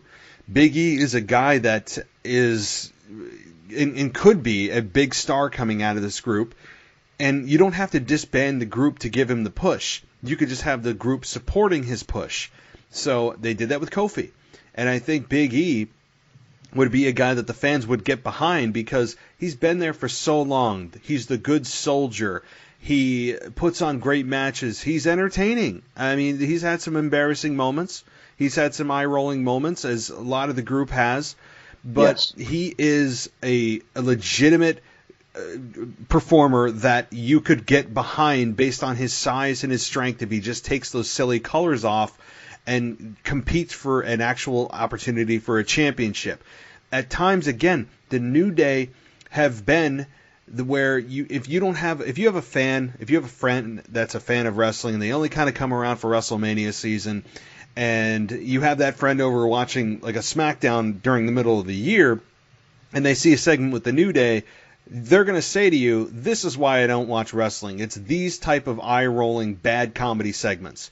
And I get it. It's like those. If I have a friend here that is only interested in WrestleMania and who the big names are, and the kind of casual fan that's only here for like maybe the big 4 pay-per-views, they're going to look at this stuff and go, this is why I don't watch during the year. I can't take this stuff seriously, and it's embarrassing. And I get it, and I understand it. So the rest of us who deal with all of the other things that happen during the year, I mean, again, I'm getting a bit off track, but the point I'm trying to make is that Big E is a single star waiting to happen, and it doesn't have to be at the expense of disbanding the New Day. It can be in support of the New Day behind Big E. So I'm hopeful in 2020 that we get something from the New Day other than chasing the tag team championships with the Usos or Miz and Morrison or whoever it is. Or if not, we're just going to come out and throw pancakes this week. Whatever. I mean, Kofi Kingston didn't even give a damn that he lost the championship to Brock Lesnar. There was no follow-up to that whatsoever. It was awful. And I did not like that. I think that was a huge huge disservice to Kofi Kingston and honestly kind of a disrespect to the championship by not following up on that. But again, I don't need them after the belts. I don't need them throwing pancakes. Just give us something else. And maybe it's Big E in a serious program for a major championship in 2020. Hallelujah, brother. Hallelujah. All right. Well, moving on here to, and I don't even know what to make of this match because I felt very neutral, and I feel like the crowd did too, and I'm surprised I felt neutral about this match. And it was Angel Garza versus Humberto Carrillo. And I was a bit underwhelmed by this. It was not a bad match by any stretch, but it was, I guess, just disappointing considering how high the ceiling could have been for these two inside the ring. It just felt my bar was maybe too high, unfairly too high, but again, I know that I've seen these two, and we saw it just this past week of how good they can be in the ring. Maybe they just had an off night, maybe they weren't given enough time, and maybe the crowd was a bit exhausted at this point. I just felt neutral and felt coming away from this a little bit disappointed. Did you feel the same? So my notes here, this is very, very interesting. My notes here said, looked very scripted compared to Raw. And what got me was, I don't know if Kevin Dunn was sleeping in the truck with the production team, but the angle they had at the beginning of the match, when the guys were doing the back and forth, trying to strike each other but missing and then do the pose, they were feet away from each other. So you've got one guy throwing a punch and the other guy ducking, and there's no way the punch could have hit to begin with. The kick strikes, everything. It was like too much of a gap, too much space in between them. If you would have maybe filmed that segment from behind one of the guy's shoulders, it would have looked a lot closer, and that wouldn't have started out with me going, what the heck is going on here? It looked scripted. It had some great spots. It definitely had some great spots, but my glass ceiling was way too high. I was waiting for them to break through, like, the Wonka Vader at the end of Charlie and the Chocolate Factory, And sorry, I'm full of analogies. No. But, press the red button. Yeah. Exactly. Where's the red button? So one, not having Zelina Vega in a weird way kind of hurt, because she can create a great distraction on the outside of the ring. Because one, she's easy on the eyes, let's be honest. But two, she can garner some heat. And if something kind of looks sloppy, you can always pan to her for a reaction, so you can get away from it in the ring real quick. That's that production thing I was talking about. And it just looked like they had scripted this whole match ahead of time, and they were out of time by about 5 seconds. How do you feel about that being it? Maybe. Yeah, I think that they didn't think that they were going to have enough time, and things felt rushed at the beginning, very, very choreographed. I didn't like that. And as you said, I think maybe that's also a big element missing.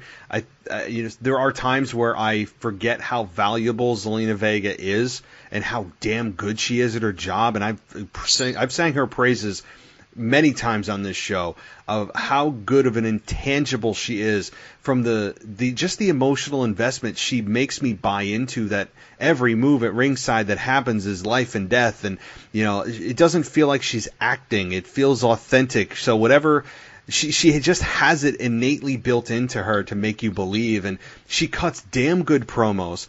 I'd love to see her as women's champion. I think she could tear it up if she wanted to and cut just scathing promos.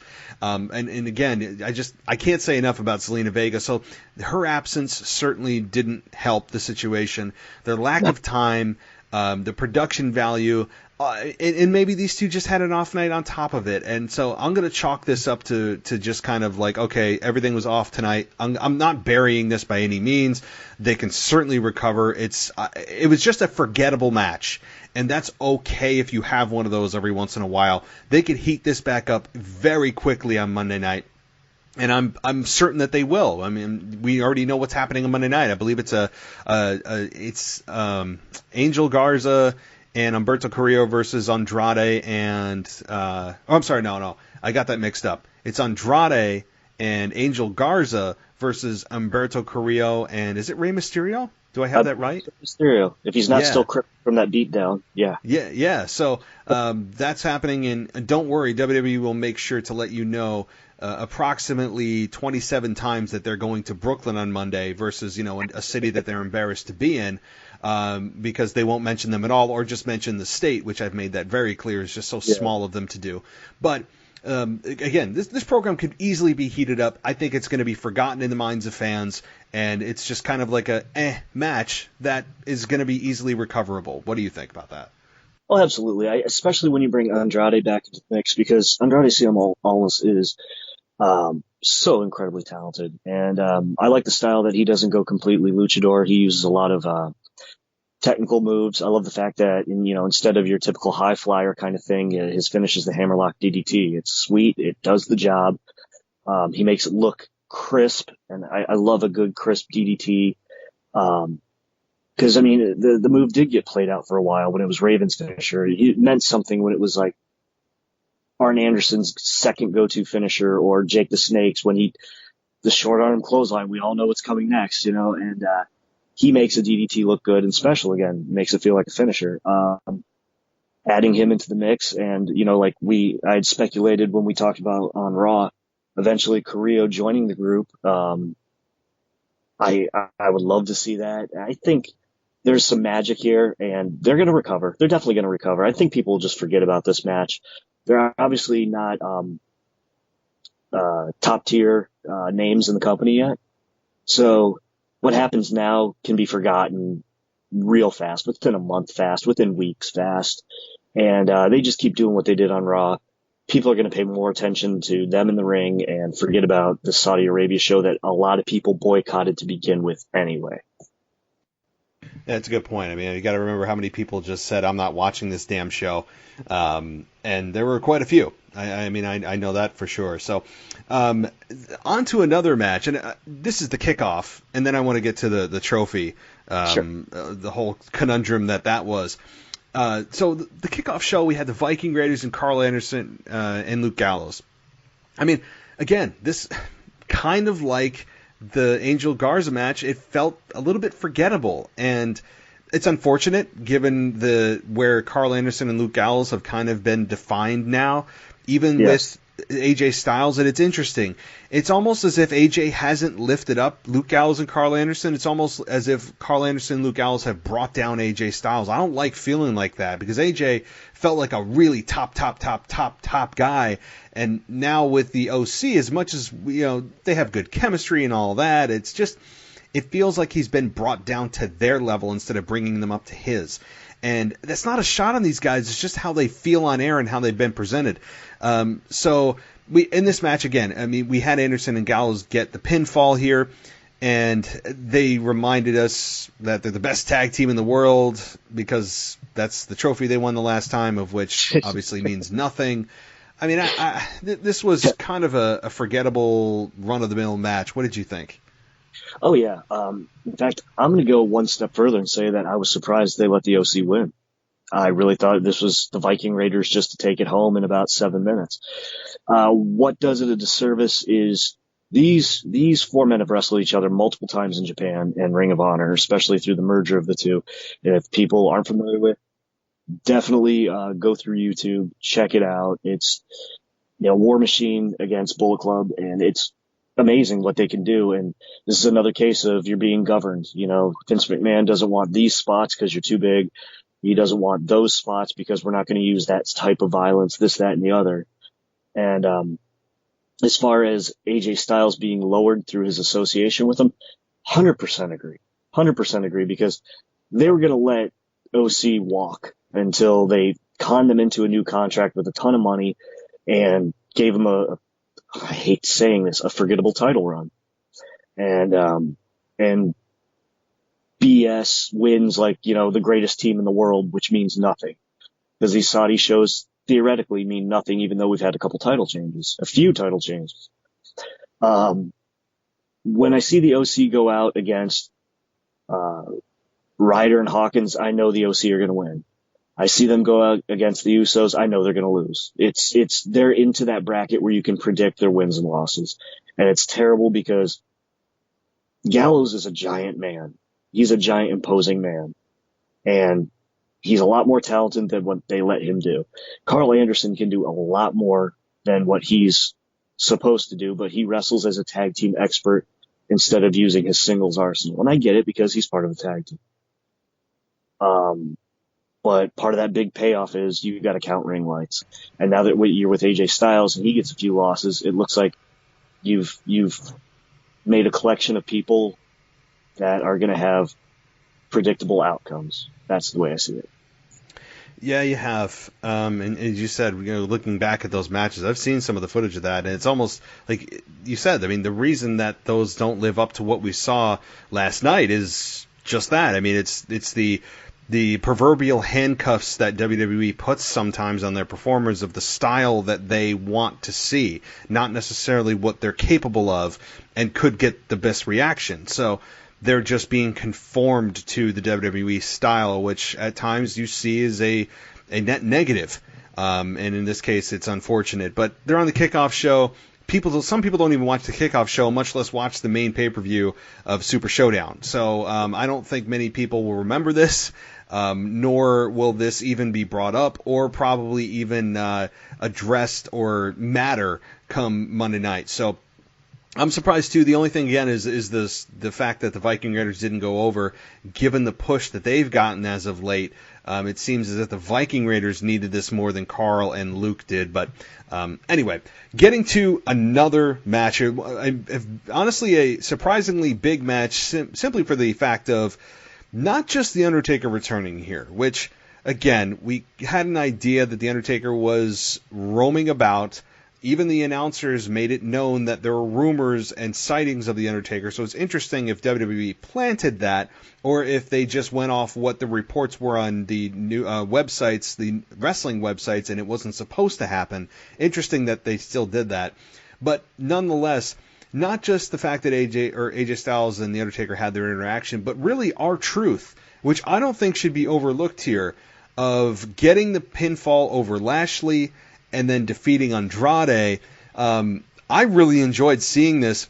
It was a little bit sloppy by Lashley and R-Truth at first with the way that Lashley lost. It wasn't the greatest pin in the history of the world, with basically Lashley laying on his back, holding up his legs and saying, "Hey, R-Truth, will you cover me for the win here?"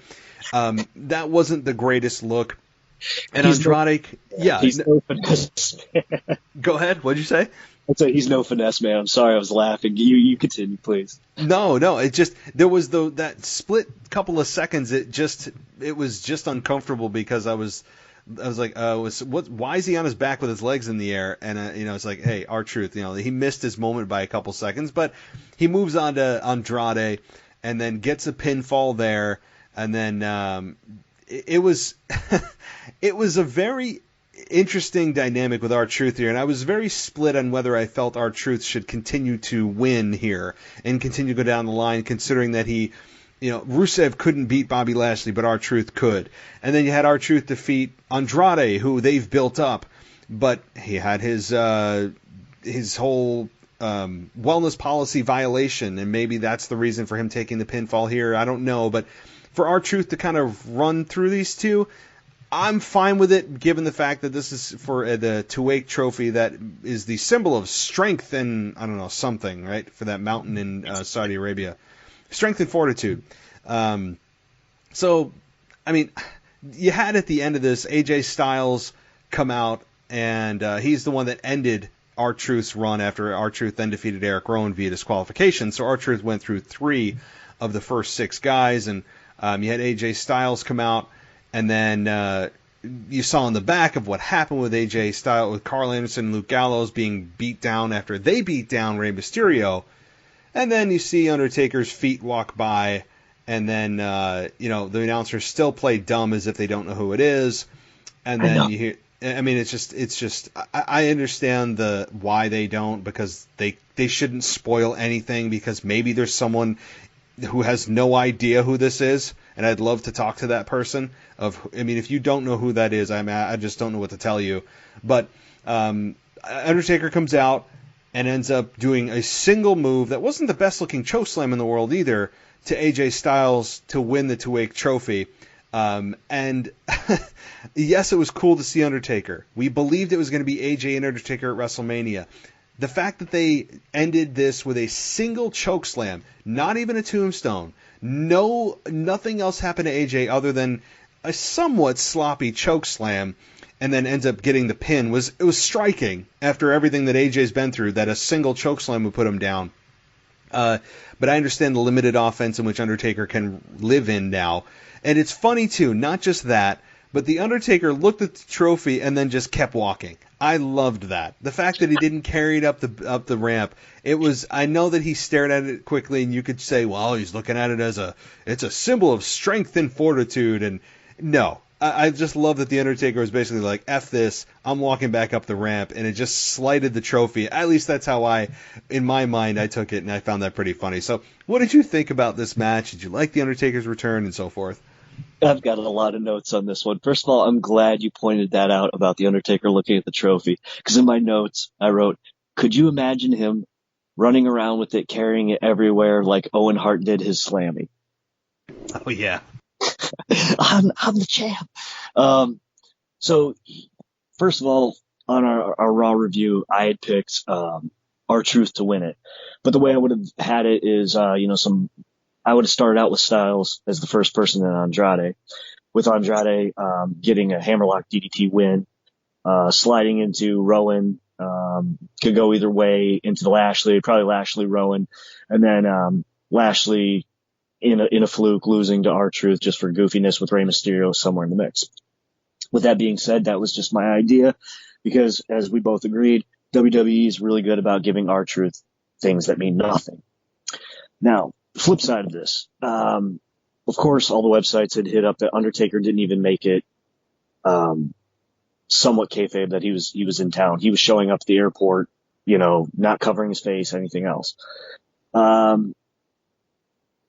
We are not going to see AJ Styles versus The Undertaker at WrestleMania because it just happened and they just killed it. I don't know how you could put legs underneath it. You basically took a prime rib and you served it to me on the lid of a dirty trash can. That's exactly how I feel. You took the best cut of meat and you just put it on filth and disease and just served it to me. The choke slam, if you look at it and pay close attention, because I rewound it and did it again, it looks like Undertaker's leg buckles, like his knee is going out. And because obviously I think AJ would sell for for Undertaker. It's Undertaker, and it's AJ Styles. But if you look, it doesn't look like AJ jumped early. It looks like his knee just went out, so he had to get him down. One move, 1 second and over. I don't see how you could put legs underneath this and have this happen at WrestleMania, especially with all the reports that Undertaker saying that he felt AJ Styles is the Shawn Michaels of this era. And it's right. It's absolutely true. The things that AJ Styles can do, I don't need to educate anybody to. He can do anything he wants. And to waste what could have been an incredible WrestleMania match on one move for a trophy that means nothing on a card that people boycott is just, you turn the match into toilet paper. They just defecated on the product. That's what I thought. It was great to see Taker out there. I do love the fact that he did the fist raise at the end. A little nod to the old, American Badass version. I was never a fan of the complete zombie Undertaker. A lot of people like that. And he'll even tell you he liked the American Badass version of himself so much because he could sell and show people more of his repertoire than just no selling and getting up and making it. He said his matches were less predictable, which I think that's kind of cool, but that's neither here nor there. Point is, they killed something dead in the water. I don't know if you can recover. If you can, it's going to take a mad genius, a mad scientist. It's going to take every day until WrestleMania. Something has to be shown. That includes YouTube and network only clips and specials, stuff to put legs underneath this again. And especially if AJ Styles loses again at WrestleMania, if this happens, so to speak, you have killed everything. It just, why? That's all I can say is why. Yep. Yeah, I don't understand just basically the conciseness and how quickly Undertaker dispatched AJ Styles, a guy that was one time he carried SmackDown on his back as champion for a year. I mean, he really was the guy on SmackDown, and now, yes, he's been a bit defined down with being associated on a weekly basis now with Carl Anderson and Luke Gallows, and but the fact is he's still AJ freaking Styles, and he loses with a single choke slam. This match can't happen now at WrestleMania, as you said it. There's just no way, right? You can't have AJ Styles now go to WrestleMania and face The Undertaker, given how quickly The Undertaker defeated him at Super ShowDown. You just can't do it. I don't want to see it now. Like, all the intrigue that I had about it of how AJ could really sell for Taker. He could make, Undertaker doesn't have to do a whole lot of work. Just basically supersell everything Undertaker does to make him look good, and AJ would have been a perfect opponent for him. But there's something else WWE has in mind, so I don't know what that may be. We alluded to maybe The Fiend. I mean, that seems to be a match waiting to happen with Taker, assuming he doesn't retire. I mean, like, there are ways and places WWE can go, but it's very limited with The Undertaker if they're going to have a match if Undertaker's going to have a match at WrestleMania at all, it seems to be, I mean, AJ would have been a perfect candidate, but boy, did they do a great job at burying that last night. Oh my God, it's on fire. It's, it's a funeral pyre at this point. Like, just we'll collect some ashes and pour beer on the ground for our homies, because it could have been so special, and just to ruin it, and maybe Vince's thought process is, well, so many people boycotted the show anyway. No one will know what happened. We're not idiots. We're not puppets. We remember. And now with the internet, everybody remembers. And it also makes me say, well, what are you going to do with Styles for WrestleMania? Because we both agree it can't be The Undertaker. And the only thing I think right now, and this could be a nail in the coffin. It could go either way, but I hope it's not a rematch from last time, Undertaker versus Goldberg for the Universal. Jeez. Ugh. No, there's no way they can do that. I mean, it's just no way they can possibly do that. That would be, I mean, talk about a dumpster fire. I mean, it's not even feasible. There's no way to make that match better anyway. Even if Goldberg didn't get knocked out or whatever he said happened, even if they were at their best they could be in peak performance at this level is not even a serviceable match anymore. So even if everything went perfectly, it's not WrestleMania worthy for these two. They missed the boat about 18 years ago that this could have been something special. It's not anymore. And I didn't believe they should have done it anyway. And here we are. I mean, could you also have Sting versus Undertaker? You could. We've heard rumors of that for how many years, and it circulates kind of every year. So I don't even know if I'd want to see that. I mean, actually, not one other thing. 2 more matches, and then we'll wrap things up here. Sure. Dolph Ziggler versus Mansoor. And this match, I didn't know was happening. I knew that Mansoor was going to make an appearance because he is the hometown hero in Saudi Arabia. And this is last time he faced Cesaro. This time he faces Ziggler. These two guys, Ziggler and Cesaro, are like gatekeepers to WWE's talent. They don't ever have a whole lot ever really going on. They're great in the ring. They're a very safe landing spot for anybody that they're trying to put over to go against. So Ziggler, just like Cesaro, took the pinfall here, and Mansoor gets on the mic and talks about how he's about some sappy, how he's glad to be here, and he's going to try to go around the world and make Saudi Arabia proud and all this stuff. And I don't know. It's interesting because I'm glad they at least address the fact that beyond this, there has to be something for Mansoor beyond Saudi Arabia. There has to be. I mean, I don't need Mansoor only showing up if he's going to be a true star beyond Saudi Arabia, and the very soft, easy-peasy landing that he has in Saudi Arabia, to see what he really has beyond like the comfort of his bubble, to see if he can indeed become a star without having to rely on just from where he's from to get a reaction in his matches and in a victory or a loss for that matter. So yeah. I don't have an issue with his in-ring style. I think Ziggler is obviously a very, very safe place to go, just like Cesaro was. And then Mansoor winning, I get it. It's the hometown crowd. They want someone to cheer for. I understand all that. But they're going to have to do something with this guy beyond just making him a hometown hero every single time he comes out. I agree. And I think for Mansoor, the best thing for him, and you know how big of a fan of NXT UK I am. I think that's the perfect landing spot for him. He sticks out from everybody else because of his ethnicity. NXT UK is very technical wrestling. And while Mansoor is a technical wrestler, he's also adds a lot of high-flying element, which it's not that they're sorely lacking that in NXT UK, but his style is very particular and it's different.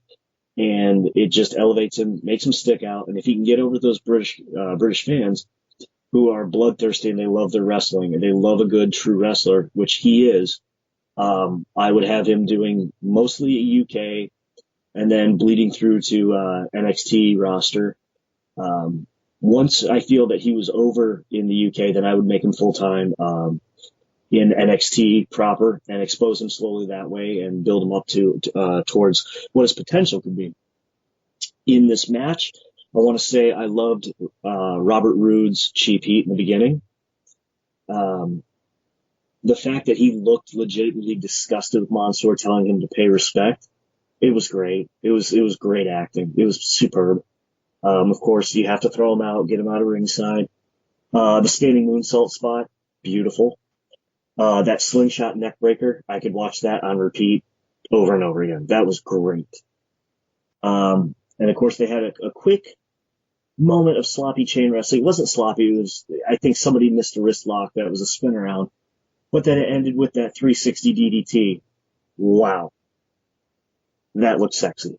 That was great. That was amazing. And of course, Ziggler's going to give you a great match.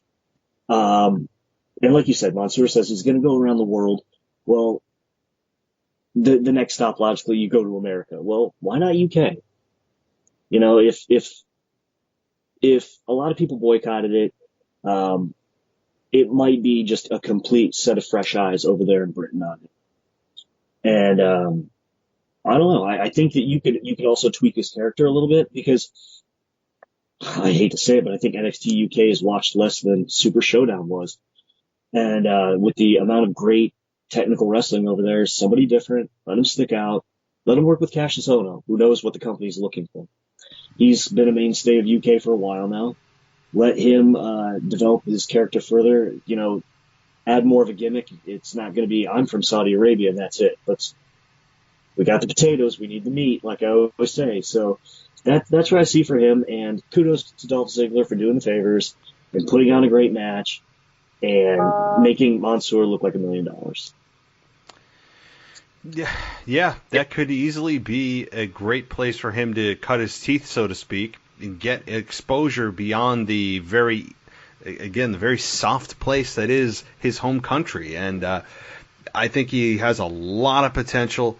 I was particularly impressed, again, with the moonsault, but I would assume that his moonsault drilling Ziggler in the ribs with his knees was on purpose, but I don't know, because that is a really risky thing. If that's your go-to on your moonsault, that's your I guess your little nuance of just a typical moonsault, but I don't know, that's high risk to do. So maybe it was not on purpose and they just sold it as on purpose, because that would certainly be a finish to a match. So I loved that. So maybe it was just a happy accident. I don't know, as Bob Ross would say.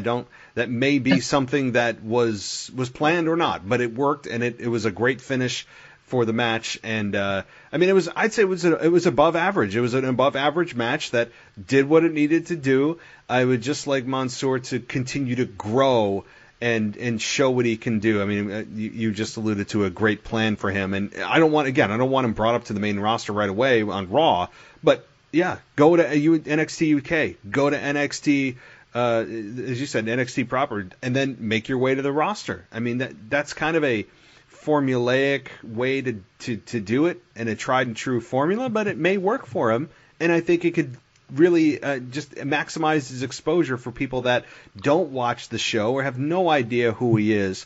It would certainly be a great place to start and really understand what it takes to make it beyond your home country and getting these mega babyface reactions simply because of where you're from. So, yes. All right. So ending on a positive note here, at least in my eyes, the SmackDown Women's Championship, Bayley versus Naomi.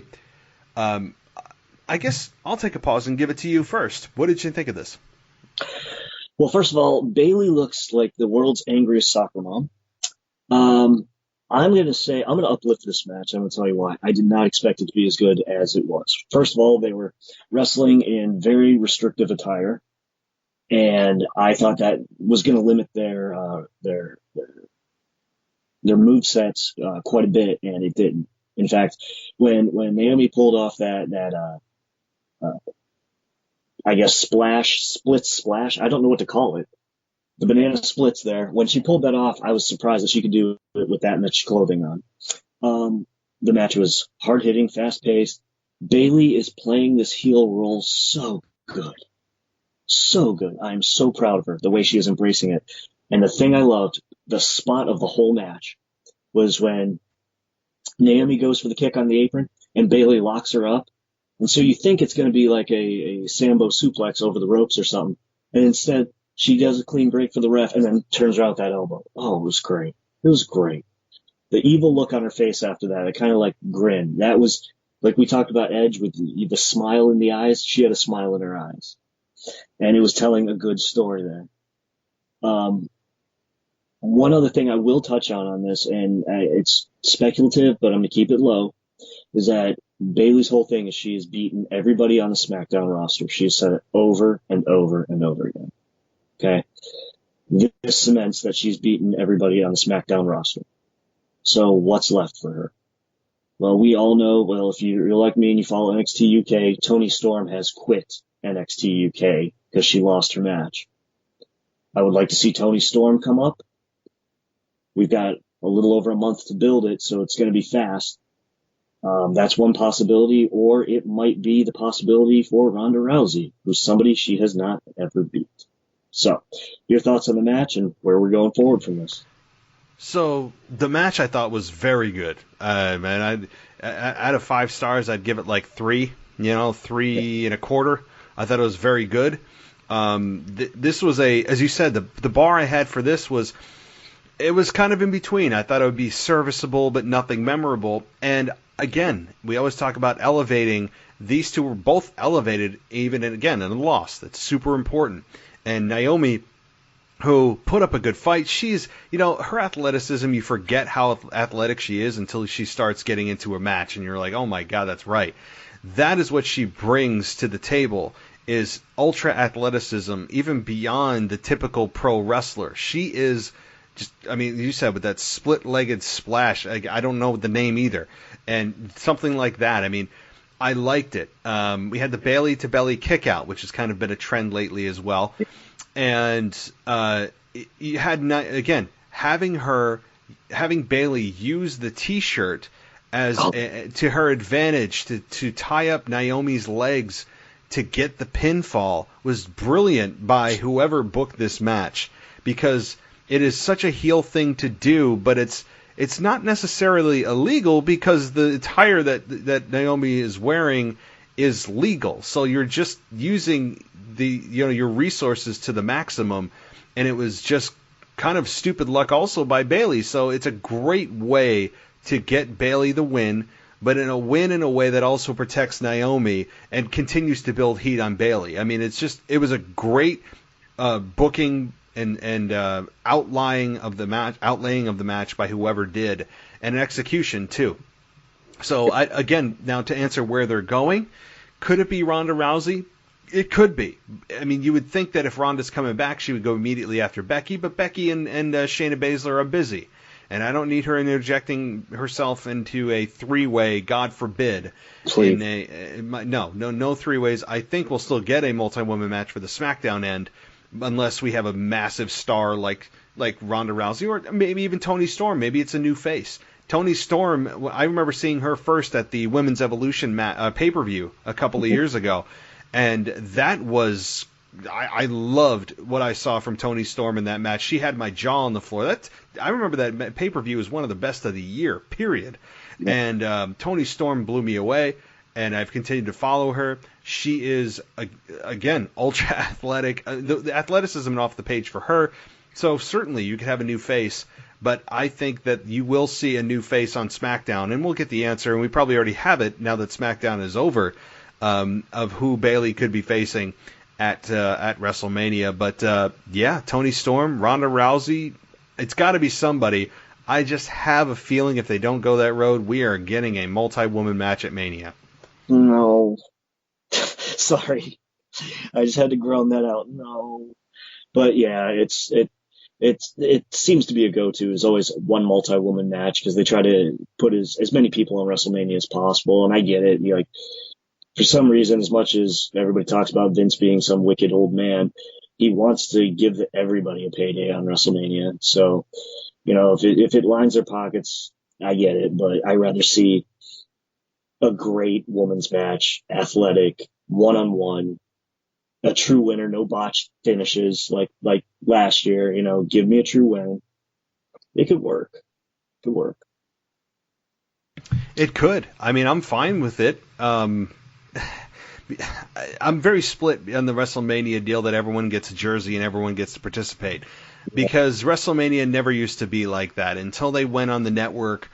It never used to be like that. WrestleMania 15 with The Rock and Stone Cold for the first time was under 3 hours. It was less than a Monday Night Raw. And it left you wanting more. It was easy to keep your excitement level up. Now it's more than double that. And you add the pre-show and it's triple that. I mean, it's just too much. Everyone agrees, but WWE wants to make sure that they get their network numbers up. And look how long everyone's watching our biggest show of the year, and how, it's basically skewing the numbers for Wall Street to make sure that people see how long they're watching their network, when it's really just artificially inflated because you're putting on a show that's insanely long, and they're willing to absorb the negativity of fans complaining every year because they know they'll just watch anyway. So it's a very interesting time of year. As much as we love WrestleMania, I mean, WWE has to know that this is just an exorbitantly, unnecessarily long show, and they'll say, oh, well, we're just trying to showcase all of our stars. WrestleMania is not about that. You don't have every team in the Super Bowl. You have 95% of the teams sitting at home watching the Super Bowl. It's not everyone gets a participation trophy. We're not Oprah. We're not going, you get a trophy and you get a trophy. It's for the best of the best. I'm not of the belief that everyone gets a jersey on the biggest game of the year. I'm of the belief that you earn your way there. It's what should be showcased as the biggest and best. That's WrestleMania, not a Little League trophy presentation that making sure no one's feelings are hurt and everyone gets a chance. I just don't believe in that. Yeah, the pageantry of Mania has been blown up. It used to mean something to me. It used to be one of the biggest shows, because anymore I feel SummerSlam is the actual best wrestling pay-per-view of the year for WWE. That's when you get the actual true wrestling, and they kind of cut through a lot of the BS. And I don't care that Mick Jagger's at ringside. I don't want to see Kid Rock for the 15th time sing some terrible song and lead somebody to the ring. I don't want to waste 10 minutes on bringing a Humvee that's coated in diamond plating just for Cesaro to get out of it so he can lose. We need to dial some of that back, because it's become a farce and a cartoon of what it used to be. That's why the WrestleMania moment meant something, because you had to be special and you had to be a real competitor and you had to have a real storyline to get there, instead of these false moments where everybody cosplays and you get the giant box of cereal with the New Day, which was terrible, and things like that, and the Andre the Giant Memorial Battle Royal where Rob Gronkowski's interjected into it for no good reason, and just get me back to 3 hours tops. That's all I want. If some of the people didn't make it, sorry about your luck. There's always next year. Longer is not better. More is not better. There is the law of diminishing returns. It's a thing. You reach a point where there's that tipping point of I'm kind of exhausted. Even the most hardcore of fans, I don't care how much of a fan of WWE you think you are, if I talk to you in the 4th hour of that show, you're gonna be looking at your watch, you're gonna be looking at your phone, texting, tweeting. You're gonna be like, okay, you start to yawn. It's just gonna happen, because we are human beings and only have so much of an attention span. And it's ironic that as attention spans shorten with human beings, with all the technology and the gotta have it now stuff, the WWE is making their show longer. And it's kind of a self-serving prophecy, the way that they present WrestleMania. It's not necessarily for the fans. It's for their stockholders, as I mentioned. And you talked about the diamond plating stuff. And I remember when The Rock came out one year and he had a blowtorch in his hand and he lit up his own name. I mean, how arrogant is that? Do I need to see The Rock light up a rock sign? No. Shouldn't that have already been there? That is just awful. That is self-serving, arrogant stuff that I don't need to see from a guy that doesn't need to do that, because you don't do that for yourself. You do that should have been done if you were going to come out, and it's done already. So this kind of crap. I mean, yeah. So here we go with WrestleMania. As much as we love the matches, it's 90% about like just kind of the fluff, as you said, with the celebrities on hand at times, and they overshadow a lot of the stuff. I mean, yeah, I'm not about to see Kid Rock, my God, or I don't know, like Pitbull or whoever the hell they have out in whatever year. And yeah, so anyway, we're bitching about WrestleMania, and it's 5 weeks away, and we'll still love it and watch it. But man, some of that stuff is just it's just overkill. So I don't know. Yeah. All right. Well, no, go ahead. I was going to say, did we cover Corbin Reigns? No, we didn't. That is on my list as I was going down my notes. That is the final thing that I didn't talk about. Okay. So, yeah, go ahead. What are your thoughts on that? Okay, first of all, I'll make it brief because I don't want to bore our crowd. But so Corbin Reigns, Reigns is using a lot of heel tactics, which I find rather inane. I mean, he wants to be in control of the key being in his pocket. He's the one who brought a chain. I loved how he dropped it when he got up, when he did his pose when he first came out. Like, what a dork. You see him, if you pay attention, he looks down, grabs it real quick. So why he's using a chain, why he wants to hold on to the key. I get the fact that he wants to hold on to Baron Corbin, or get a hold of Baron Corbin, but it just seems overly heelish, to me. And then, the head slam in the cage, of course, that's a classic Cage moment. We're always going to have that. I love the fact that when Corbin got carried down, if you paid attention to the guys carrying him down, the prelims, as I like to call them, they were all winded and sucking air. That was kind of funny. Just little things. But can we please, for the love of God, do away with the slow cage climb? I've got a bad hip, and I can climb that cage faster than those 2 7-footers, And the only other thing on that, yeah, you know what I mean? Keep going, yep. sitting on the top of the cage fighting. And then Reigns was over that thing, and I'm supposed to believe that Corbin grabbed him by the wrist and pulled him back in. You have to suspend your belief a little bit, because it is pro wrestling, and in the spirit of kayfabe, we know it's predetermined, but I'm not an idiot. I know the law of physics. And I think my last couple notes on that was, did we have to be reminded over and over again that it was no DQs? That's the first one for me. And the last thing I'm going to say is, how did Byron Saxton get to the back for all those interviews? We never saw him pass the ring. I just don't get it. Your thoughts? Yeah, I don't. They just they brought Byron Saxton in like a retro role to do his interviews, and he's kind of an awkward dude. He's like I don't know. I think he'd be an amazing heel. Like I would think that he'd be an awesome heel manager that you'd want to see someone just beat down at some point. And that's a compliment to Byron. I mean, I don't think he's intentionally trying to do that, but I see a lot of it under the surface. I'm like, you could be an amazing heel manager. But nonetheless, the match, it was standard.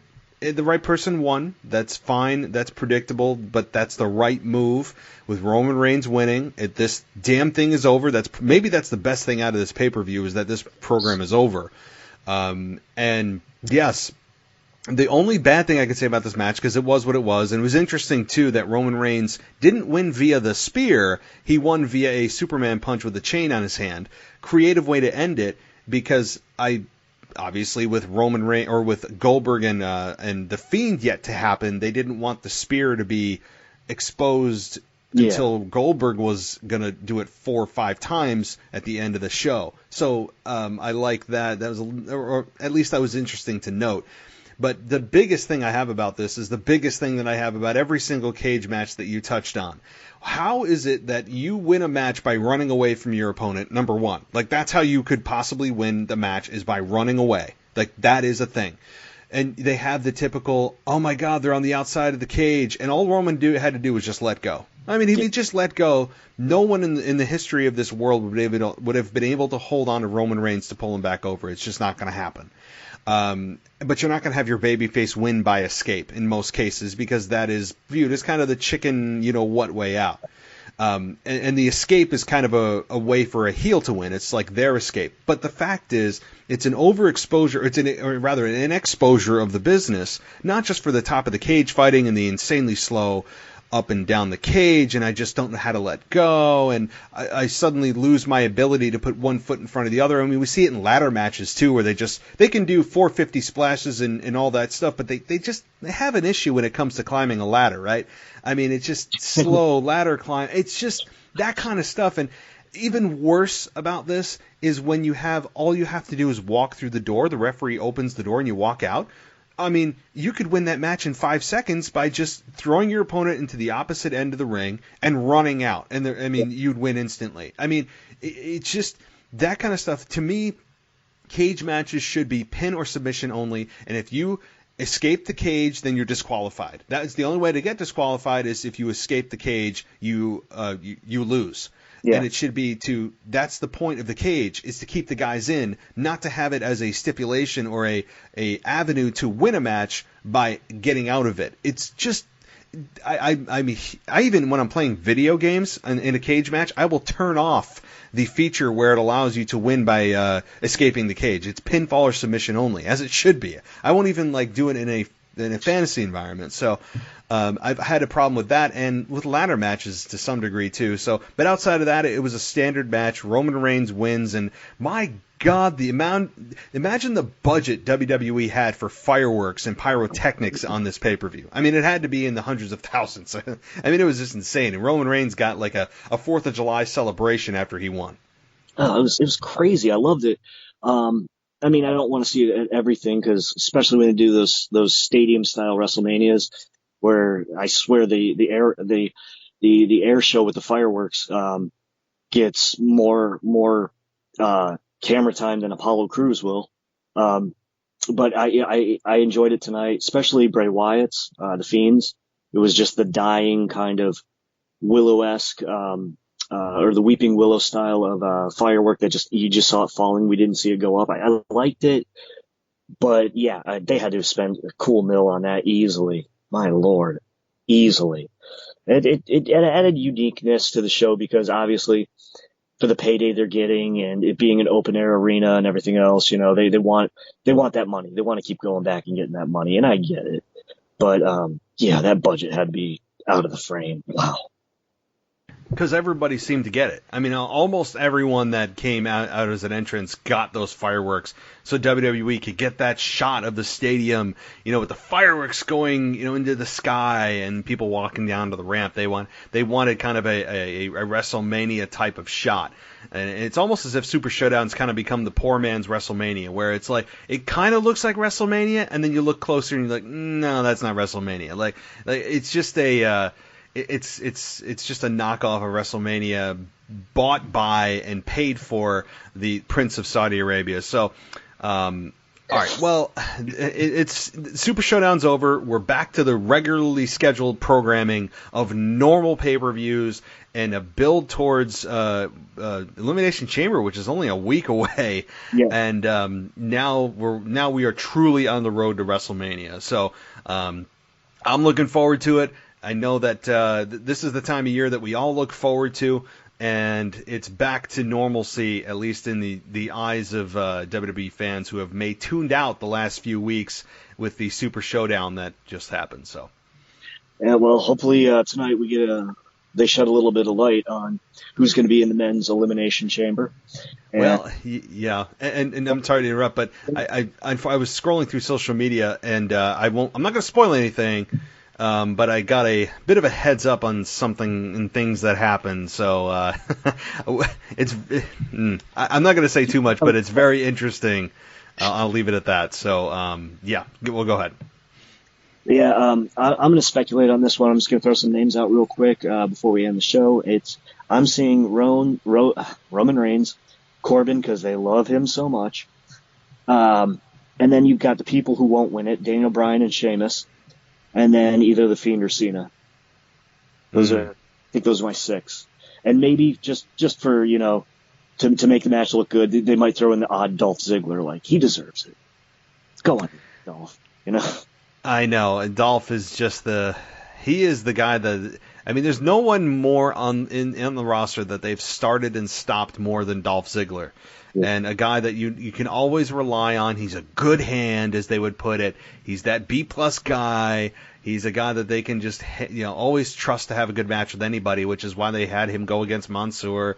They had him go against Tyler Breeze when he came up from the NXT roster. He's the gatekeeper, just like Cesaro is kind of in that same role, where there's never anything really that important going on with these two, and that they can just always take a loss on their for the greater good of building the next star. I mean, that's just what those two are kind of at in their careers right now. So, all right, well, Michael, it's crazy, but it's been 2 hours. We've had a 2-hour review of this show, and deservedly so. There was a ton to talk about.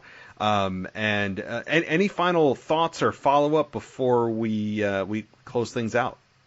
I'm just, once we go our separate ways, I'm obviously going to find out what happened on SmackDown, do my research, start speculating towards WrestleMania with the build and everything else.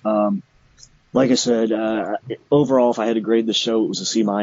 And that's just because of the disappointments with title situations, and just the outright burial of Ricochet, which is going to be, hard to rebound from, but he'll definitely do it. And I don't know how to put it, but I expected a little bit more. But the money went to the pyro. That's all I can say. So how about you? Yeah, I think that's a fair grading. I really do. You could even say it's in D territory. I wouldn't say that the pay-per-view was not a complete failure. Anybody that thinks it was is, I don't believe that Bayley and Naomi was a failure. The tag team championship matches were not failures. I mean, so again, this was not a bomb of a pay-per-view, but it certainly left a bad taste in people's mouths going off the air with the shocking win of Goldberg. AJ Styles, you said, getting buried. Those are huge knocks against the pay-per-view. So again, yeah, I'd put it in C territory. I'd say C, maybe. Yeah, I mean, I'm not trying to just sync up with you just to sync up with you. I would say C minus. And I think that's a fair grading. I would say though, yeah, you know what? I would put it in like a C minus D plus, and the only reason is simply because of the just total lack of respect for AJ Styles getting a one-shot loss to The Undertaker in squash, and Bray Wyatt's unceremonious, essentially, burial from Goldberg. So yeah. I think that's enough for me to not say it's a failure because of the other good and in some cases very good matches. And also not make it a failure, but not make it even average, because I don't even think it's deserving of average. So I'm going to go D plus C minus. So it didn't fail, but you didn't do great. You didn't do great at all. So all right, well, Michael, anything else before you go? Maybe share some of your social media if you want to do so. Sure. Well, I'd like to thank 2 people who've been faithful listeners since I've started working with you and co-hosting. A gentleman by the name of John Pelko and a gentleman by the name of Joshua Bear. Both have been very dedicated. They send me messages and talk to me a bit. They love it when I'm on the show with you, and I just want to recognize that and tell them that thank you. I love your feedback. It means a lot to me personally. I hope you've gotten positive feedback from me being on the show. I love doing it. I'm humbled that you choose me. I hope that I brought some depth and insight from the years that I've watched. If people want to reach out to me, it's at 144captain on Twitter. You can try to find me on Facebook. Good luck. And the only other thing I have to say is I always have a great time talking with you, sir. Awesome. No, I appreciate that, and I can second that I've gotten very positive feedback. So that obviously, I mean, I can't disagree with that. I enjoy having you on, and definitely, make this a semi-regular thing if we can. I know that there's other co-hosts that we have, and there's other shows and everything else, but we can definitely make time. And certainly, as WrestleMania season gets closer, there's going to be more and more to talk about. And from things I saw on SmackDown, I won't share, but there will be lots to talk about there too. So definitely keep in touch, and appreciate you coming on. Absolutely. Thank you very much, sir. All righty. We'll take care. All right. Goodbye. Bye. Thanks for listening to the WWE Podcast. Don't forget to subscribe on your favorite podcast app. so you don't miss a show, or head to WWEpodcast.com. And for all of these shows ad-free, head over to patreon.com/WWE Podcast. Until then, we'll see you next time.